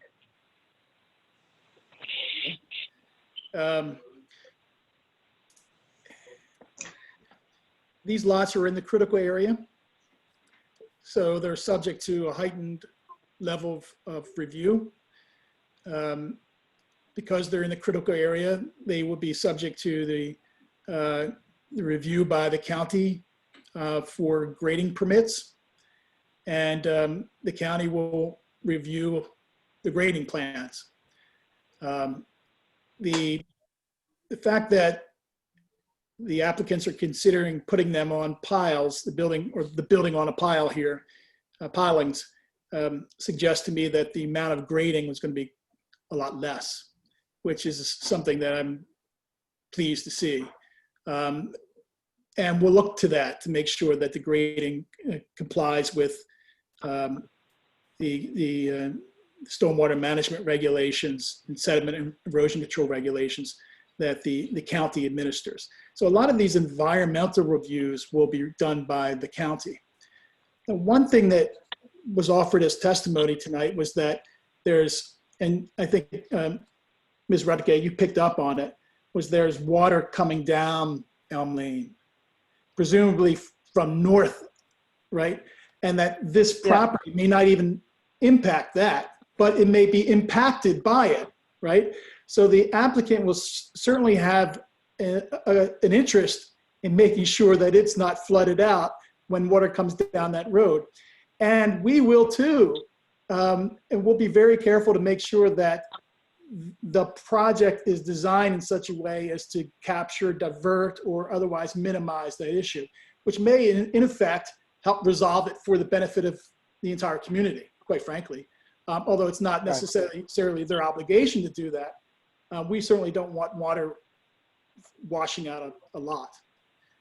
So those physical regulatory steps will be taken if this is approved by And if you make a condition that it's on pilings, then that's the point at which we start. There's no further deliberations between me in trying to enforce a requirement that it's on pilings or the county review. We start from the standard that you've established. Well, I hope that answers your question. Well, and Chris, it was your recommendation in your report that, you know, if the board approves it, that it should be on pilings, right? Yes, that was the loan condition that I suggested, and because it allows the grading to be done much reduced, which is the big issue of, we don't want grading in the wetland buffer, particularly when it's so close to the edge of the wetland itself. So, and that provides us space to introduce parking. You know, there's less lot coverage on the ground. There's less construction on the ground. There's no basement or crawl space and grading up to it that's necessary. So maybe that because of that, they can accommodate the parking we need on their property, which helps serve these broader issues.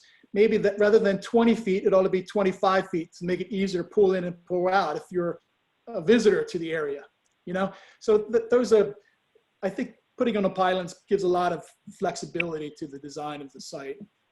And all of the conditions would have to be in the resolution, correct? That's correct, Madam Chair. So is it safe to say that these conditions we add are not binding in any way, that they are recommendations? That's what it sounds like. No, well, if the board adopts the resolution with conditions, then those conditions are binding. Now, as I said before, I can, if you all can't come to a full agreement tonight on the conditions, the resolution that I prepare can propose conditions for you to look at and think about and continue your discussion another day once you see the proposed conditions. If you don't want conditions and you want to approve the application, then certainly we can do it that way as well.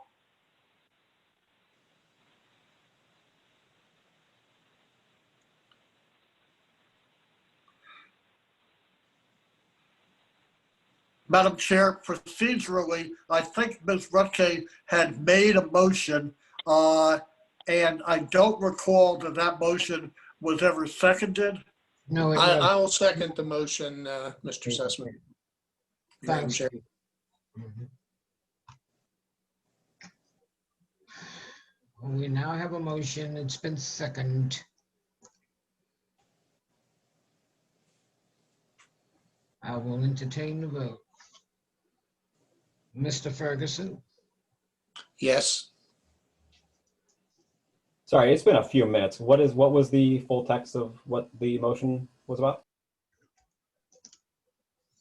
The motion was essentially that the board directs the council to the board to prepare a resolution that would approve the two variances and recommend to the board conditions based upon the evidence and testimony presented tonight.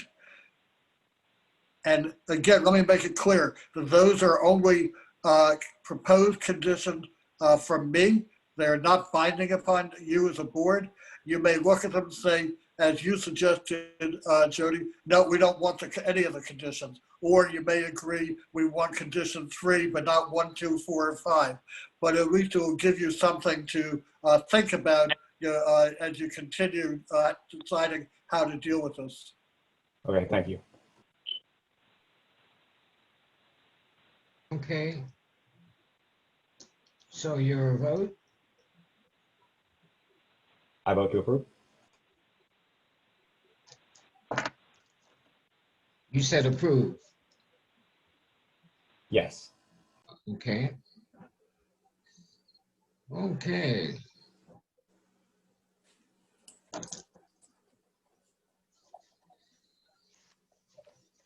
We will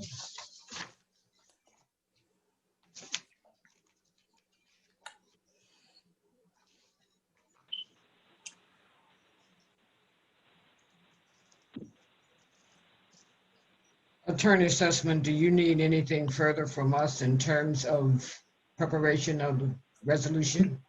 No, Madam Chair, I've been taking notes and I have all the exhibits, so I can go from here. The only thing for purposes of the record, keeping the record clean, did you, Madam Chair, vote or intend to vote on this motion? No, No, okay. no. Dr. May And I ask a point of order? I know I'm not entitled to it, but there's something that I'd like to raise as a potential issue. When you read through the roll call, you mentioned a Board of Appeals member whose face doesn't appear with us tonight. But I thought maybe she was trying to enter the discussion. And because as soon as you mentioned her name, her box lit up and is lighting up now. Could you just ask if that member can hear you and see if she's present in this discussion for the record, even though we may have a hard time getting a vote out of her, but at least we can know if she's present for this discussion. Well, maybe I will. I forgot the member's name because she's new. Kelly Stewart. Kelly Stewart, are you on this call? I think that's her number there, the one that's lit up in green here. And unfortunately, this is a problem with this platform. We don't know. But I just wanted to bring that up to you for the record. I don't know how you would handle that, Mr. Sussman, but I believe we have a member who can't express her opinion, but she can hear us, but she can't voice her opinion. Well, I haven't heard, she wasn't present at the roll call, and I haven't heard her, if she is present now, I haven't heard her attempt to join in the discussion. So as far as I'm concerned, she's not present. If she is present and want to be heard, I think now is the opportunity for her to say something, and we can decide how to deal with it after that. Okay, and just, I believe she was present at the time of the roll call, in the sense that I saw the same thing light up, but be that as it may, something I just want to get on the record so we can honor her participation in some way if she requests it later on. Mr. Jakubiec, a roll call was made. Yes, I'm aware. Okay. Okay.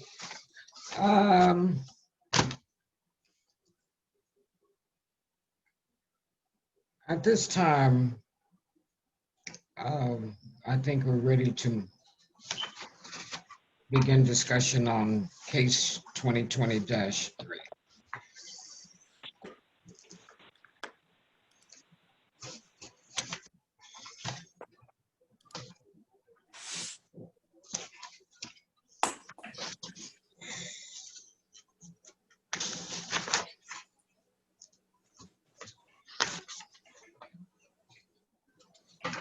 Okay.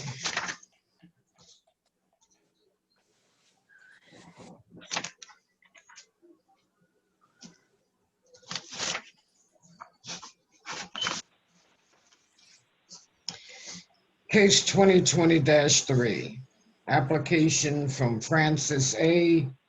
and Stephanie White, owners in fee simple of real property known of 8203 Elm Lane for a 7.5-foot variance of section 290-19A of the town of Chesapeake Beach.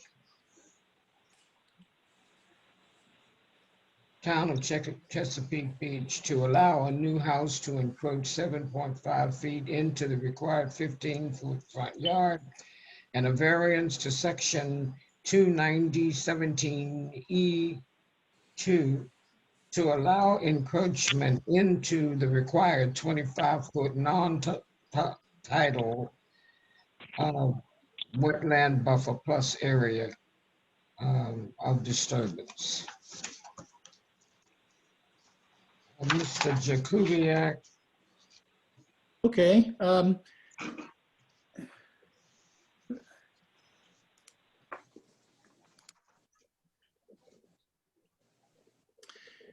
Can you see the screen, my screen?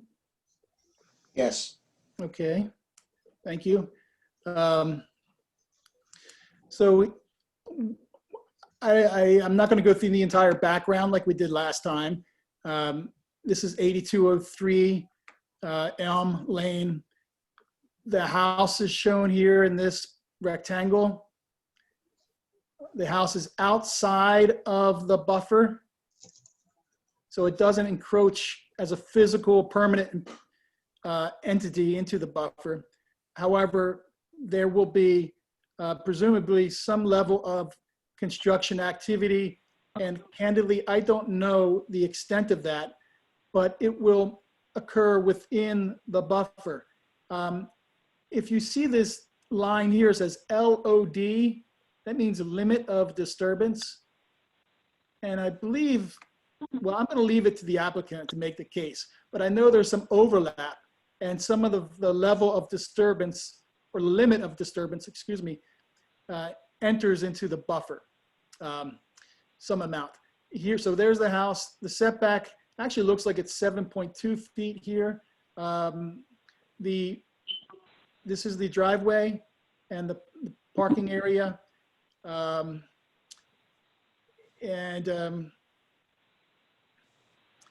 It seems like all the other off-site conditions have been discussed already in context of 8207. So I'll just, in the interest of time, end it there. And if there are any questions, feel free to ask me.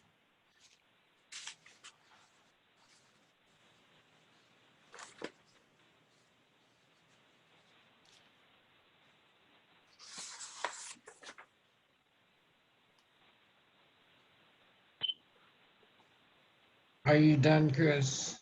Yes, yes. Oh, okay. We'll now hear from the applicant. Hello again, this is Bill Watson. I'll dispense with all of my qualifications and so on, and keep the background information as brief as Chris did with his. The only thing that I'd say with regard to background is that lot 32R, which is the subject of this case, is slightly larger than the first one that we did. Lot 32R is 11,570 square feet. So we're dealing with a little bit bigger lot, in large part due to the addition of the abandoned portion of the old Friedley Avenue.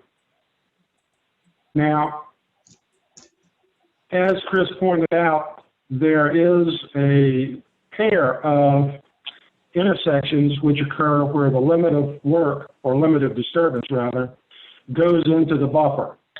Both are on the rear side of the house. One is up near the existing sewer easement line, and one is directly south of that. I'm going to turn my screen on again, so bear with me.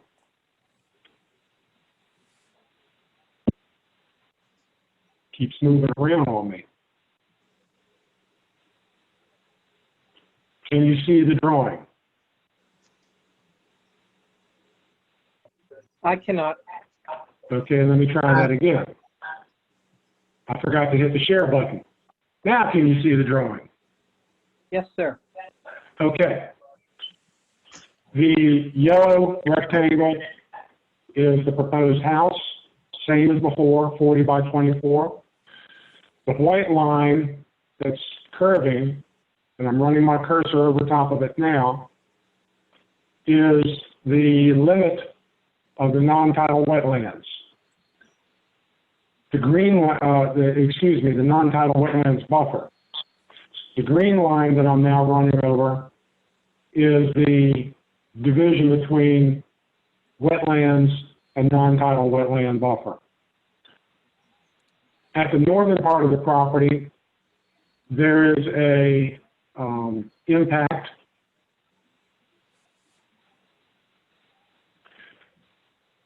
and that is 88 square feet. At the southern part of that area is the second impact, missed it, of 33 square feet. So we've got a total of 121 square feet impact. This is mainly for grading and sediment control. Once the project is complete, assuming that it gets approved to move forward, which I hope it will, that will all be stabilized with grass, and you'll never know anybody was back there grading in a year or two. The reason that there is even any impact is that to put non-tidal wetlands as close to that house as they are, and off of the northeasternmost corner, the non-tidal wets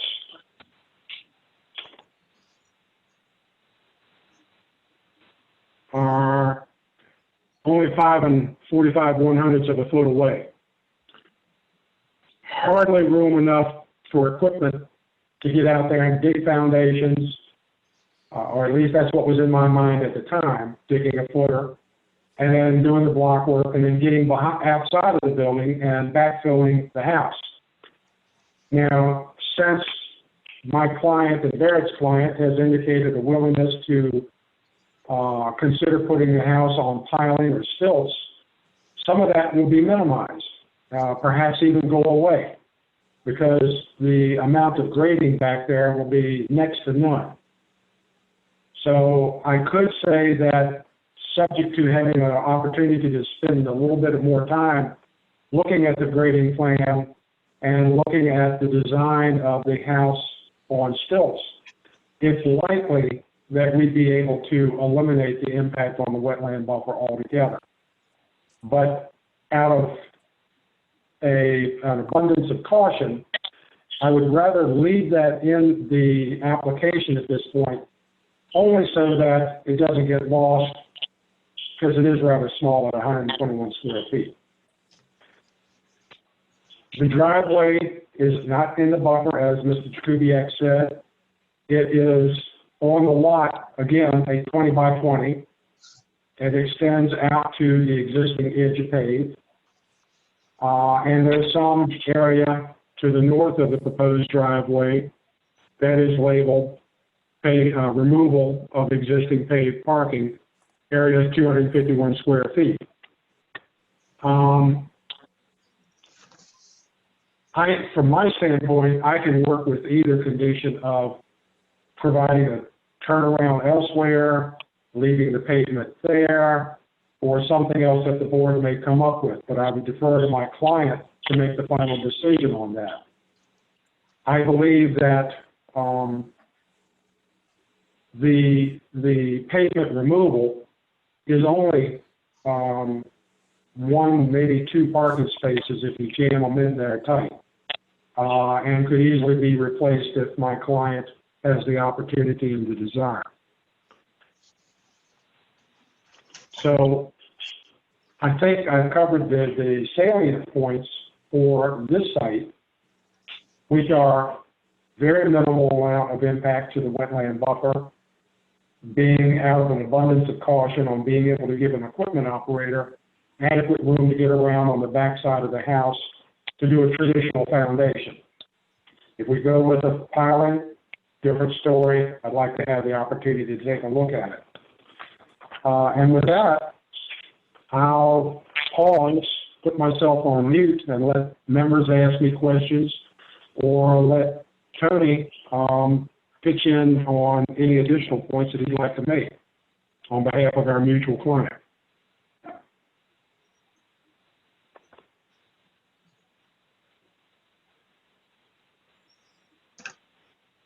Okay, hearing none, I'll ask the applicant to introduce anyone who's offering testimony.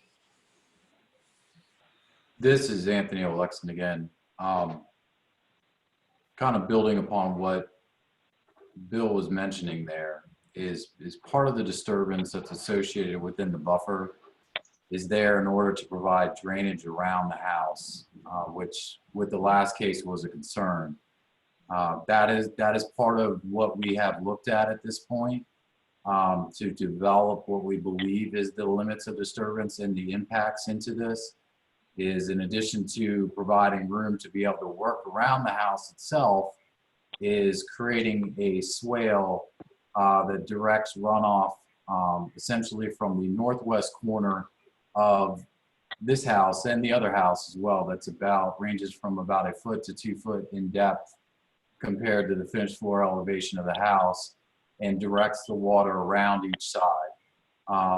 You know, so I guess that was a little bit of what, you know, I learned with the last case, and probably a point that I should have made is that is part of what we have looked at with this, and things that we have taken into consideration. And absolutely, as we move forward through the building permit process and grading permit processes, that we will also be complying with all of those requirements as they relate to stormwater management, sediment erosion control, and any other code requirement. You know, Mr. White, who spoke, that will be building both of these houses, and in this case is the owner of this property, talked about is, you know, I think we're absolutely willing to look at the opportunity to build the house on piles. It's just, you know, something that just kind of came up today. I think whether it's piles or whether it's anything, we would absolutely be looking to make sure that we're raising the house high enough, taking into consideration future potential for flooding in the somewhat near future. And all of those things, it's there is a little bit of engineering judgment and calls and things like that that we do need to make as we work through that, and try to figure out what the best solution is. But I absolutely know that in any case, we'll be complying with any codes and requirements and ordinances that we would need to in this case. And really what we've done, and kind of what Bill alluded to in this case, is that we're taking a little bit of a conservative approach to make sure that there's enough room to get the water around the house itself and provide, you know, room, reasonable room for constructability. But with the front setback reduction, it actually, you know, that was recommended by Mr. Jakubiak, was that got us out of the buffer with the structure altogether. So the impacts that we're talking about here in this case with the front yard setback are all temporary impacts to that buffer. You know, and that's, you know, I think was a great recommendation, and especially for this lot where it was able to get us out of that. So, you know, I just wanted to kind of put that out there, that there are some of the, you know, some of these details are the things that we have looked at so far, to be able to define these variance requests, and we'll continue to look at them as we go through the next steps of permitting. Okay, Madam Chair, may I say something for a moment? yes, Given the way this hearing has progressed, there were references during the hearing on 2020-2 to this particular application, and there was some testimony during the hearing on that 2020-2 that would be relevant to this particular application. I'd like to suggest that the board accept and incorporate by reference, you know, all of the evidence and testimony presented in the hearing on 2020-2 into the record of this particular case. That way, if you need to, you'll be able to rely upon anything from that hearing.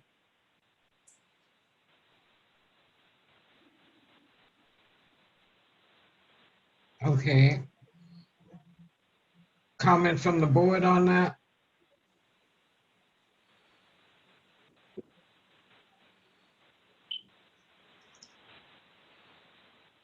Hearing no objection. Fine, yes. So directed.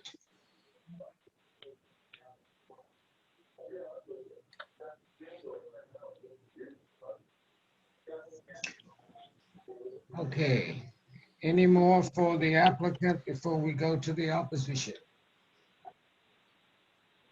Sharon, did anyone indicate interest in given testimony for or against 2020-3? I do. Go Sharon? ahead. Yes. The only comments that I received was from Gary Colesmith, and I believe that he was addressing both of the lots. But Gary can speak for himself if he's still on. Madam Chairman, I am still on. Do you want to speak? Yes, ma'am. Please do. Okay, again, I want to reiterate that I think that with the use of raising the house and the parking underneath, there is no need for the reduction in setback.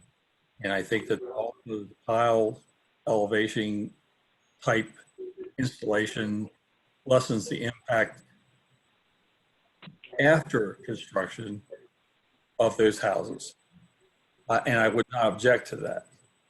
But the things we have to regurgitate here are, there still has to be a T turnaround. I can't have people come down. We have the trash trucks come down once a week. Recycling truck comes down once a week. The mailman comes down once a day. UPS with deliveries, FedEx, Amazon, everybody comes down the street to service the people on the street, and they need a place to turn around. So a turnaround needs to be entertained.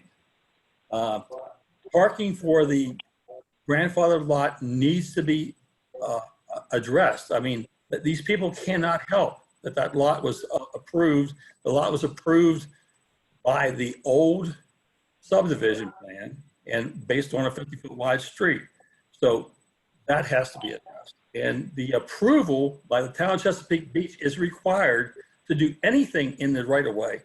And I don't know how that can follow an approval by of a variance when you should know all the requirements were met and approved. The town did not approve the utilization of the right of way for any purposes that this variance addresses, then your approval is, that doesn't exist. I think that we are doing things out of order. I think that first that you need to, this a plan for this needs to address the type of foundations you have, the stormwater management of the street, and the approval by the town of Chesapeake Beach of any of the utilization of the public right of way. And then and only then can you make your judgment. That's my personal opinion, but I believe that's the town ordinances. There is a town ordinance that says you must acquire the mayor's approval, the mayor and town council's approval, but do anything in the right of way of the town of Chesapeake Beach's street. Right. So I do believe that is definitely going to have to be done prior to any approvals you make. Now I'll stop beating a dead horse at that point. And the fact that this plan now has a construction entrance off of a section of Elm Lane that is not a two-way street, is too narrow. It's only 13 feet wide at that location, and it's right at the entrance to my driveway. And I can see right now that there'll be issues with me getting in and out, so it will impact the neighborhood. I guess that if you could address those issues, and I want to make myself very clear, I'm not against building on these lots. I am very much in favor of it. I just know that they need to meet those requirements, and I think those requirements are legitimate. So thank you for your time, Madam Chairman.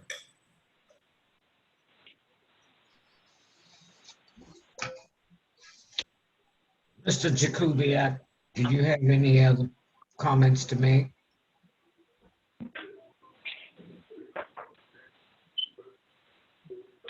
No, I have no other comments. Okay. And we have no more speakers. So at this time, I will close the public. I have one question, if I could. Sure. It's based on, well, the question I have simply is, let's say the houses aren't built. Where is everybody turning around now?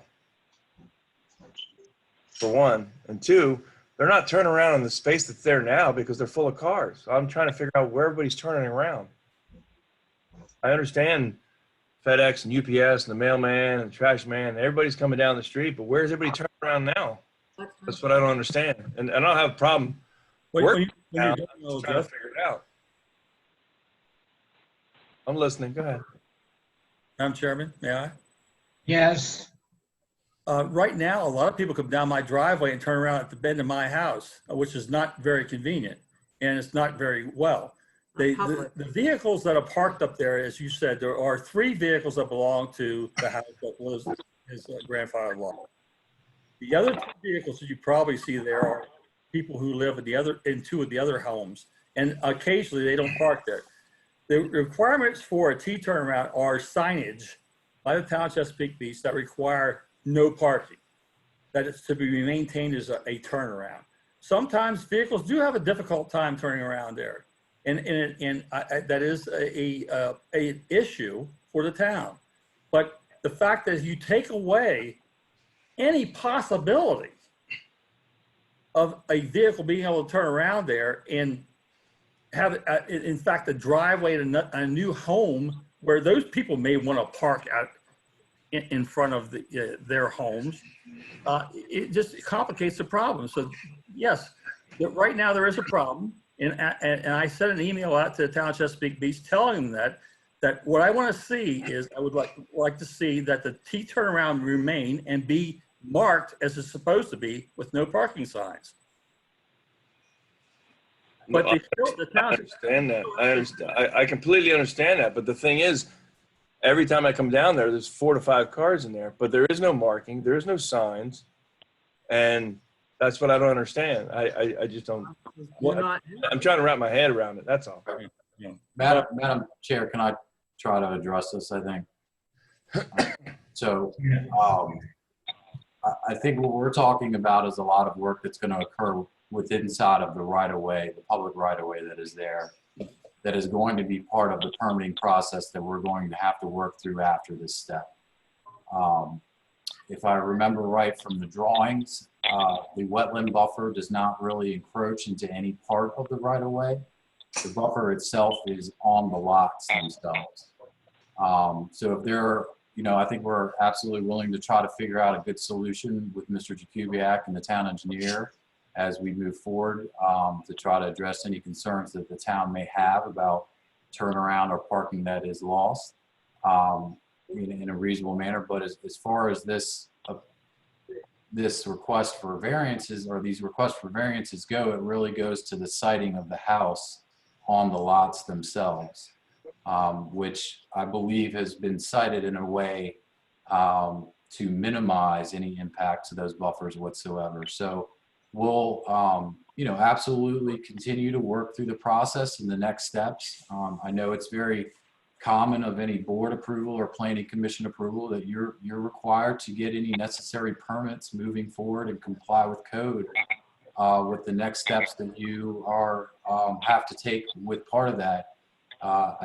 As it stands right now, we've cited the house and we've taken measures on the lots themselves to try to minimize those impacts, and that's what these variance requests are based on.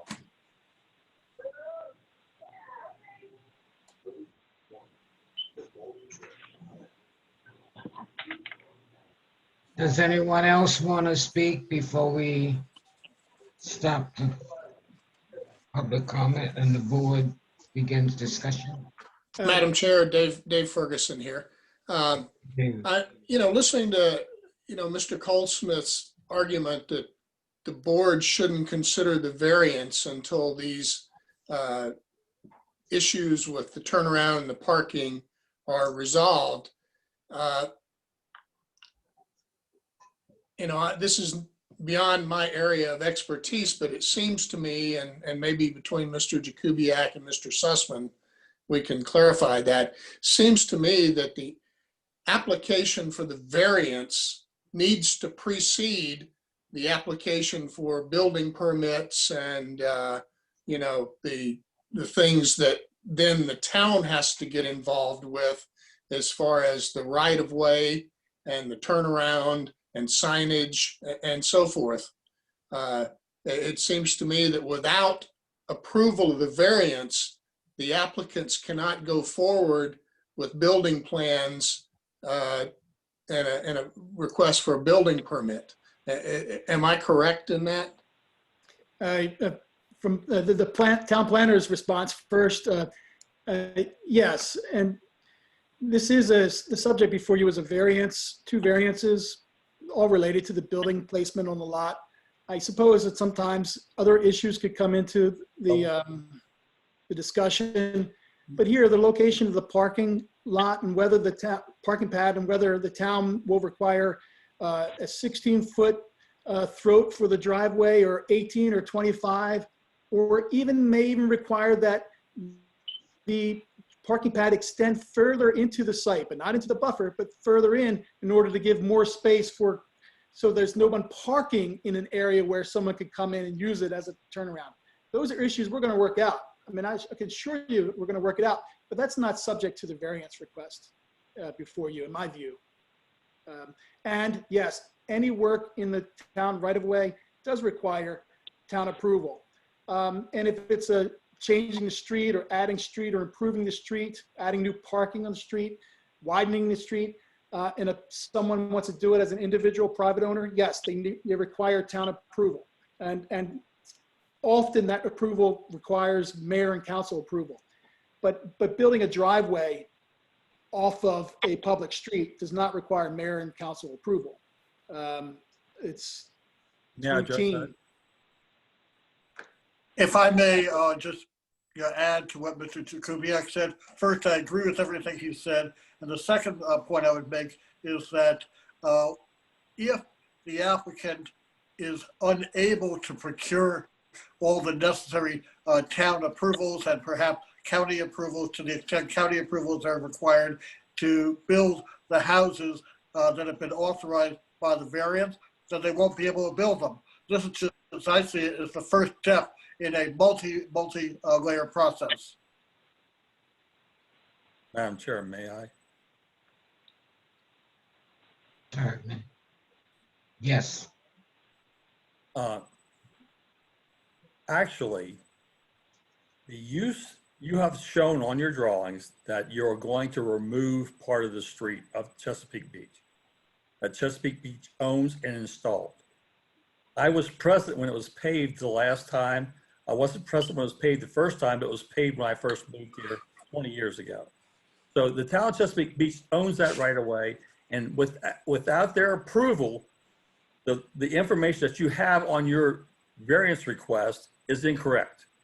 So that is why I'm saying that there are certain aspects of this variance request that need to be addressed prior to the variance being approved or contingent upon the variance being approved. Thank you. Mr. Colesmith, Dave Ferguson here. The only variances we are approving is the 7.5-foot setback and the encroachment into the wetlands buffer. Those are the only 2 variances that this board is addressing.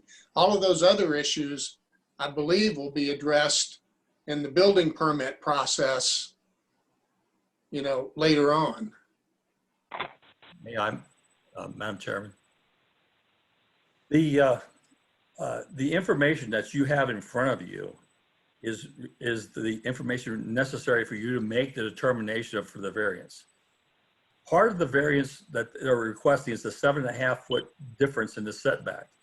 If we have a T turnaround in front of that house, and it is only 7.5 feet from the T turnaround, and I have a garbage truck, and you all have seen garbage trucks, from the back wheelbase to the end of the dump of that garbage truck is probably 7.5 feet.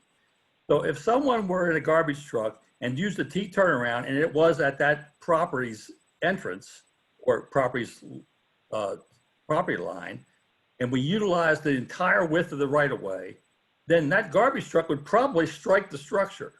So I'm telling you, it is very important to consider what we are doing in that street prior to approving a 7.5 foot setback allowance. Thank you.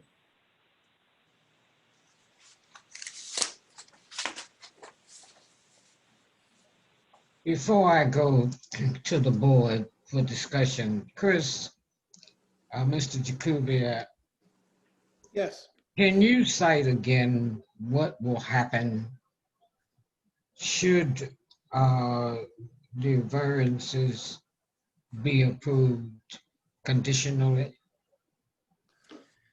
The applicant will obtain your approval, your resolution, and those conditions will establish what they actually submit to you or to me as the zoning administrator.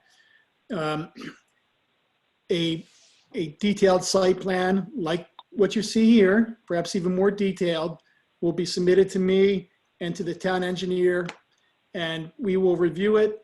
And it will also be reviewed at the same time by Calvert County. And there are other issues that we haven't even mentioned. There's critical area mitigation requirements. For instance, this property is probably going to have to plant a lot of trees.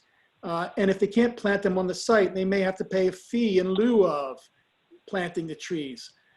We could potentially require that part of the driveway be made of pervious pavers, conceivably. You know, there's a whole series of standards that have to be applied and met. And I would imagine a thorough review process, just like we would give any applicant, even more so because it's in the critical area.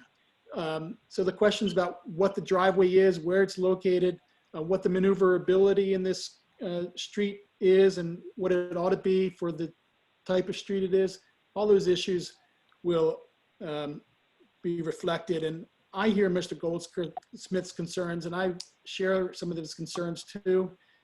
But those are ultimately site plan issues and town issues about how it wants to use its own right of way. But they will be addressed. Yes.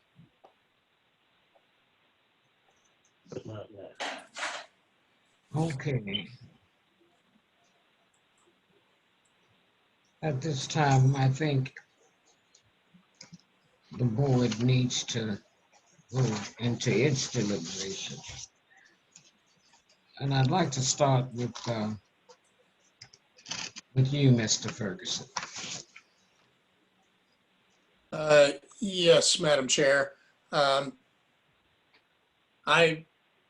would, I'm at the point right now where these two particular cases, 02 and 03, are so similar that I would like to make a motion. Well, I won't make a motion until after we've heard from all the board members, but I believe, you know, that this one looks very much like the previous case, and that we should, you know, ask Mr. Sussman to draft a memo with approval and conditions. Ms. Shrutkey?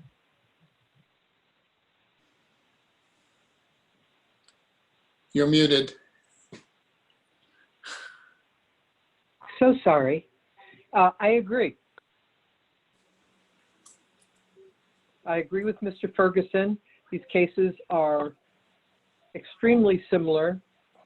I think all of us have, well, certainly Mr. Goldsmith has brought up some excellent points, and if they're going to be addressed, then I think we ought to have that memorandum from Mr. Sussman and take a look at the conditions and see what makes sense or doesn't make sense.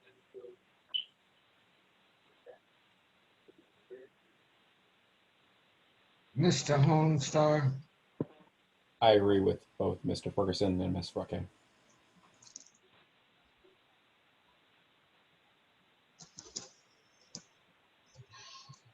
Okay.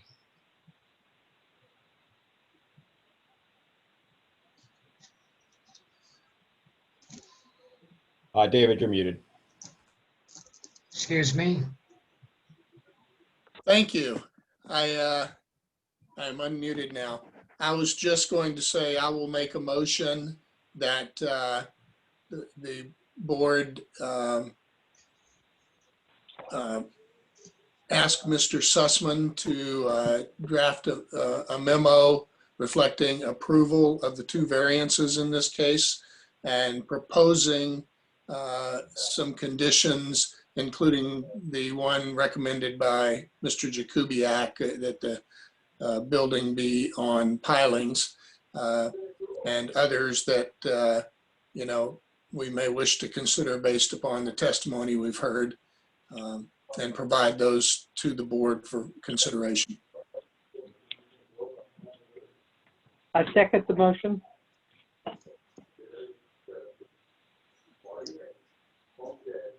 The motion made and accepted. All those in favor? Aye. Aye. Aye. Let the record show motion approved.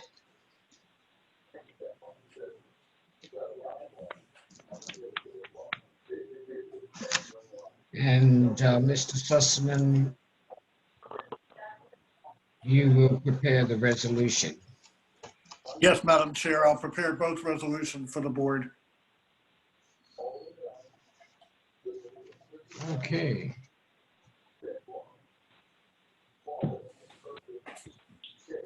With that,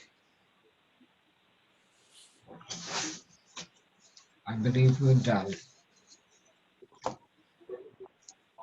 Thank you, Board of Appeals.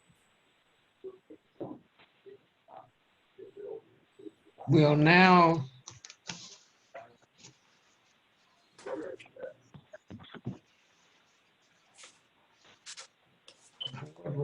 take a look at the resolution. I assume you have a copy of it.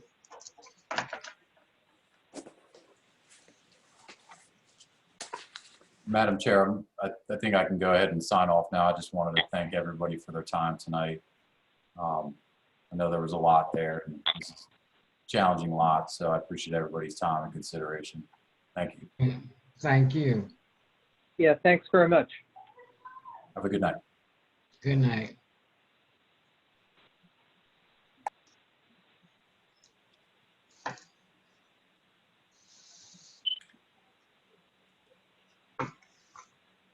Yes, thank you very much. Thank you. Thank you too.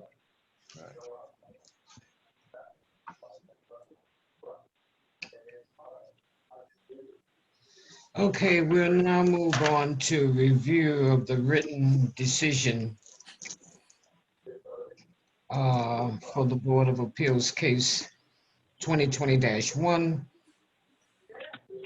Board of Education of Calvert County, Beach Elementary School Replacement Project at 7900 Old Bayside Road, Chesapeake Beach, Maryland.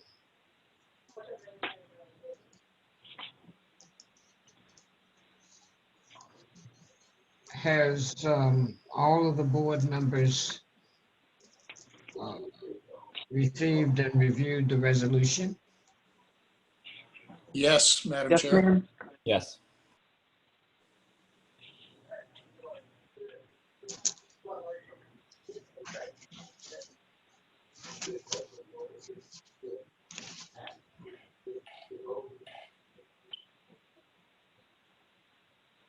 Sharon, do we have required signatures? What I'll do is I'll send the resolution out via DocuSign for everybody to sign it. If you approve it, of course. Any comments from board members? I only have one administrative observation, and it may be an incompatibility of the version of Microsoft Word I've got, but every page number is 2. We have 10 pages, 10 second pages. Mr. Ferguson, the one that I was sent out has every page separately numbered. There were 10 pages, and at the Okay. bottom, so That's why I said it may have been an incompatibility with my version of Word. I've got an older version. Yeah, So, mine has 10 pages. okay. I'm assuming everyone else's does. Jan? Yes, ma'am, mine does. Yeah, okay. That's why I said it was administrative. I had one, I thought the everything was written up really well. I thought this was very well documented, and I didn't have any issues with anything except on the next to last page,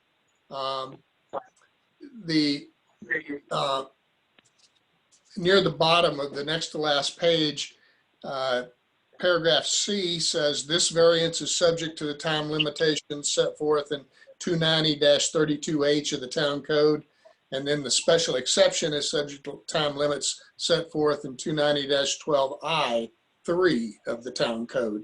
So I recall a case not too long ago where we as the board had to go in and reconsider or grant an extension because somebody didn't get their permit, didn't start building within the 1 year time limit.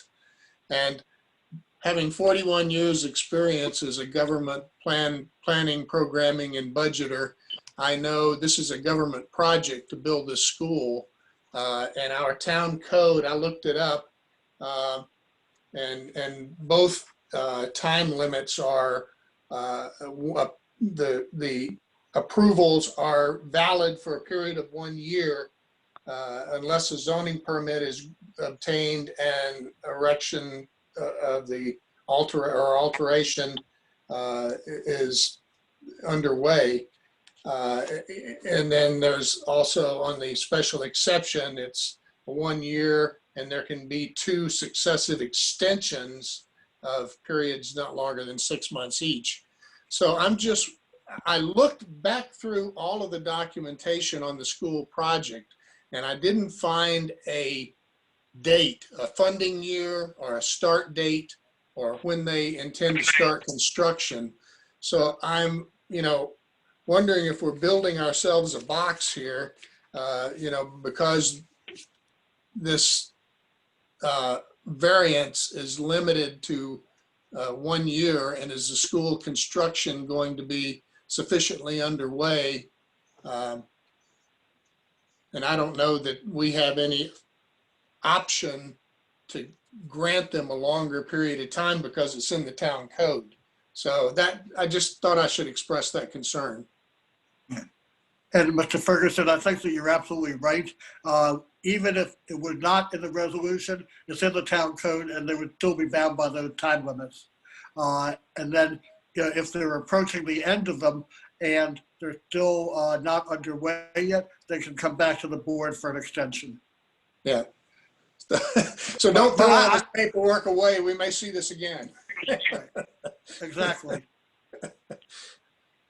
Well, the clock will essentially start once they have a year to come in and obtain a zoning permit.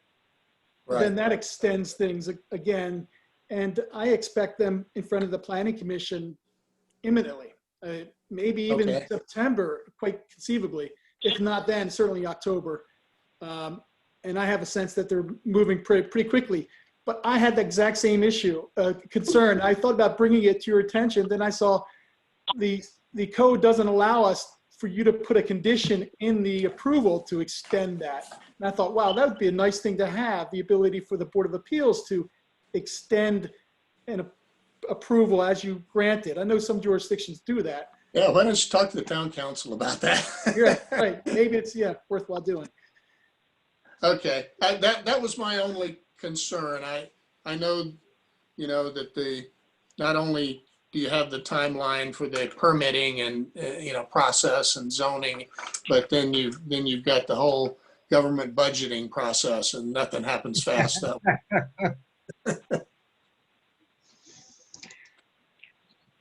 Well, that concludes our hearings for today. Well, Madam Chair, you need a vote on the resolution. I thought we did that. Maybe it is time. Everyone received their copy, reviewed it. Let me take the vote. Mr. Ferguson, Aye. Ms. Shrutkay, Aye. Mr. Hoonstar. Aye.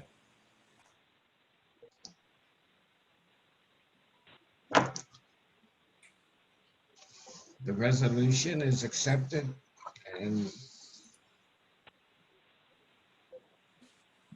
once signed, will be placed in the record. And that concludes our hearing, unless there's something else you'd like to address. Anything else? Move to adjourn. Thank you. Thank you. Thank you. Thank you. Good night, all. Everybody. Good night.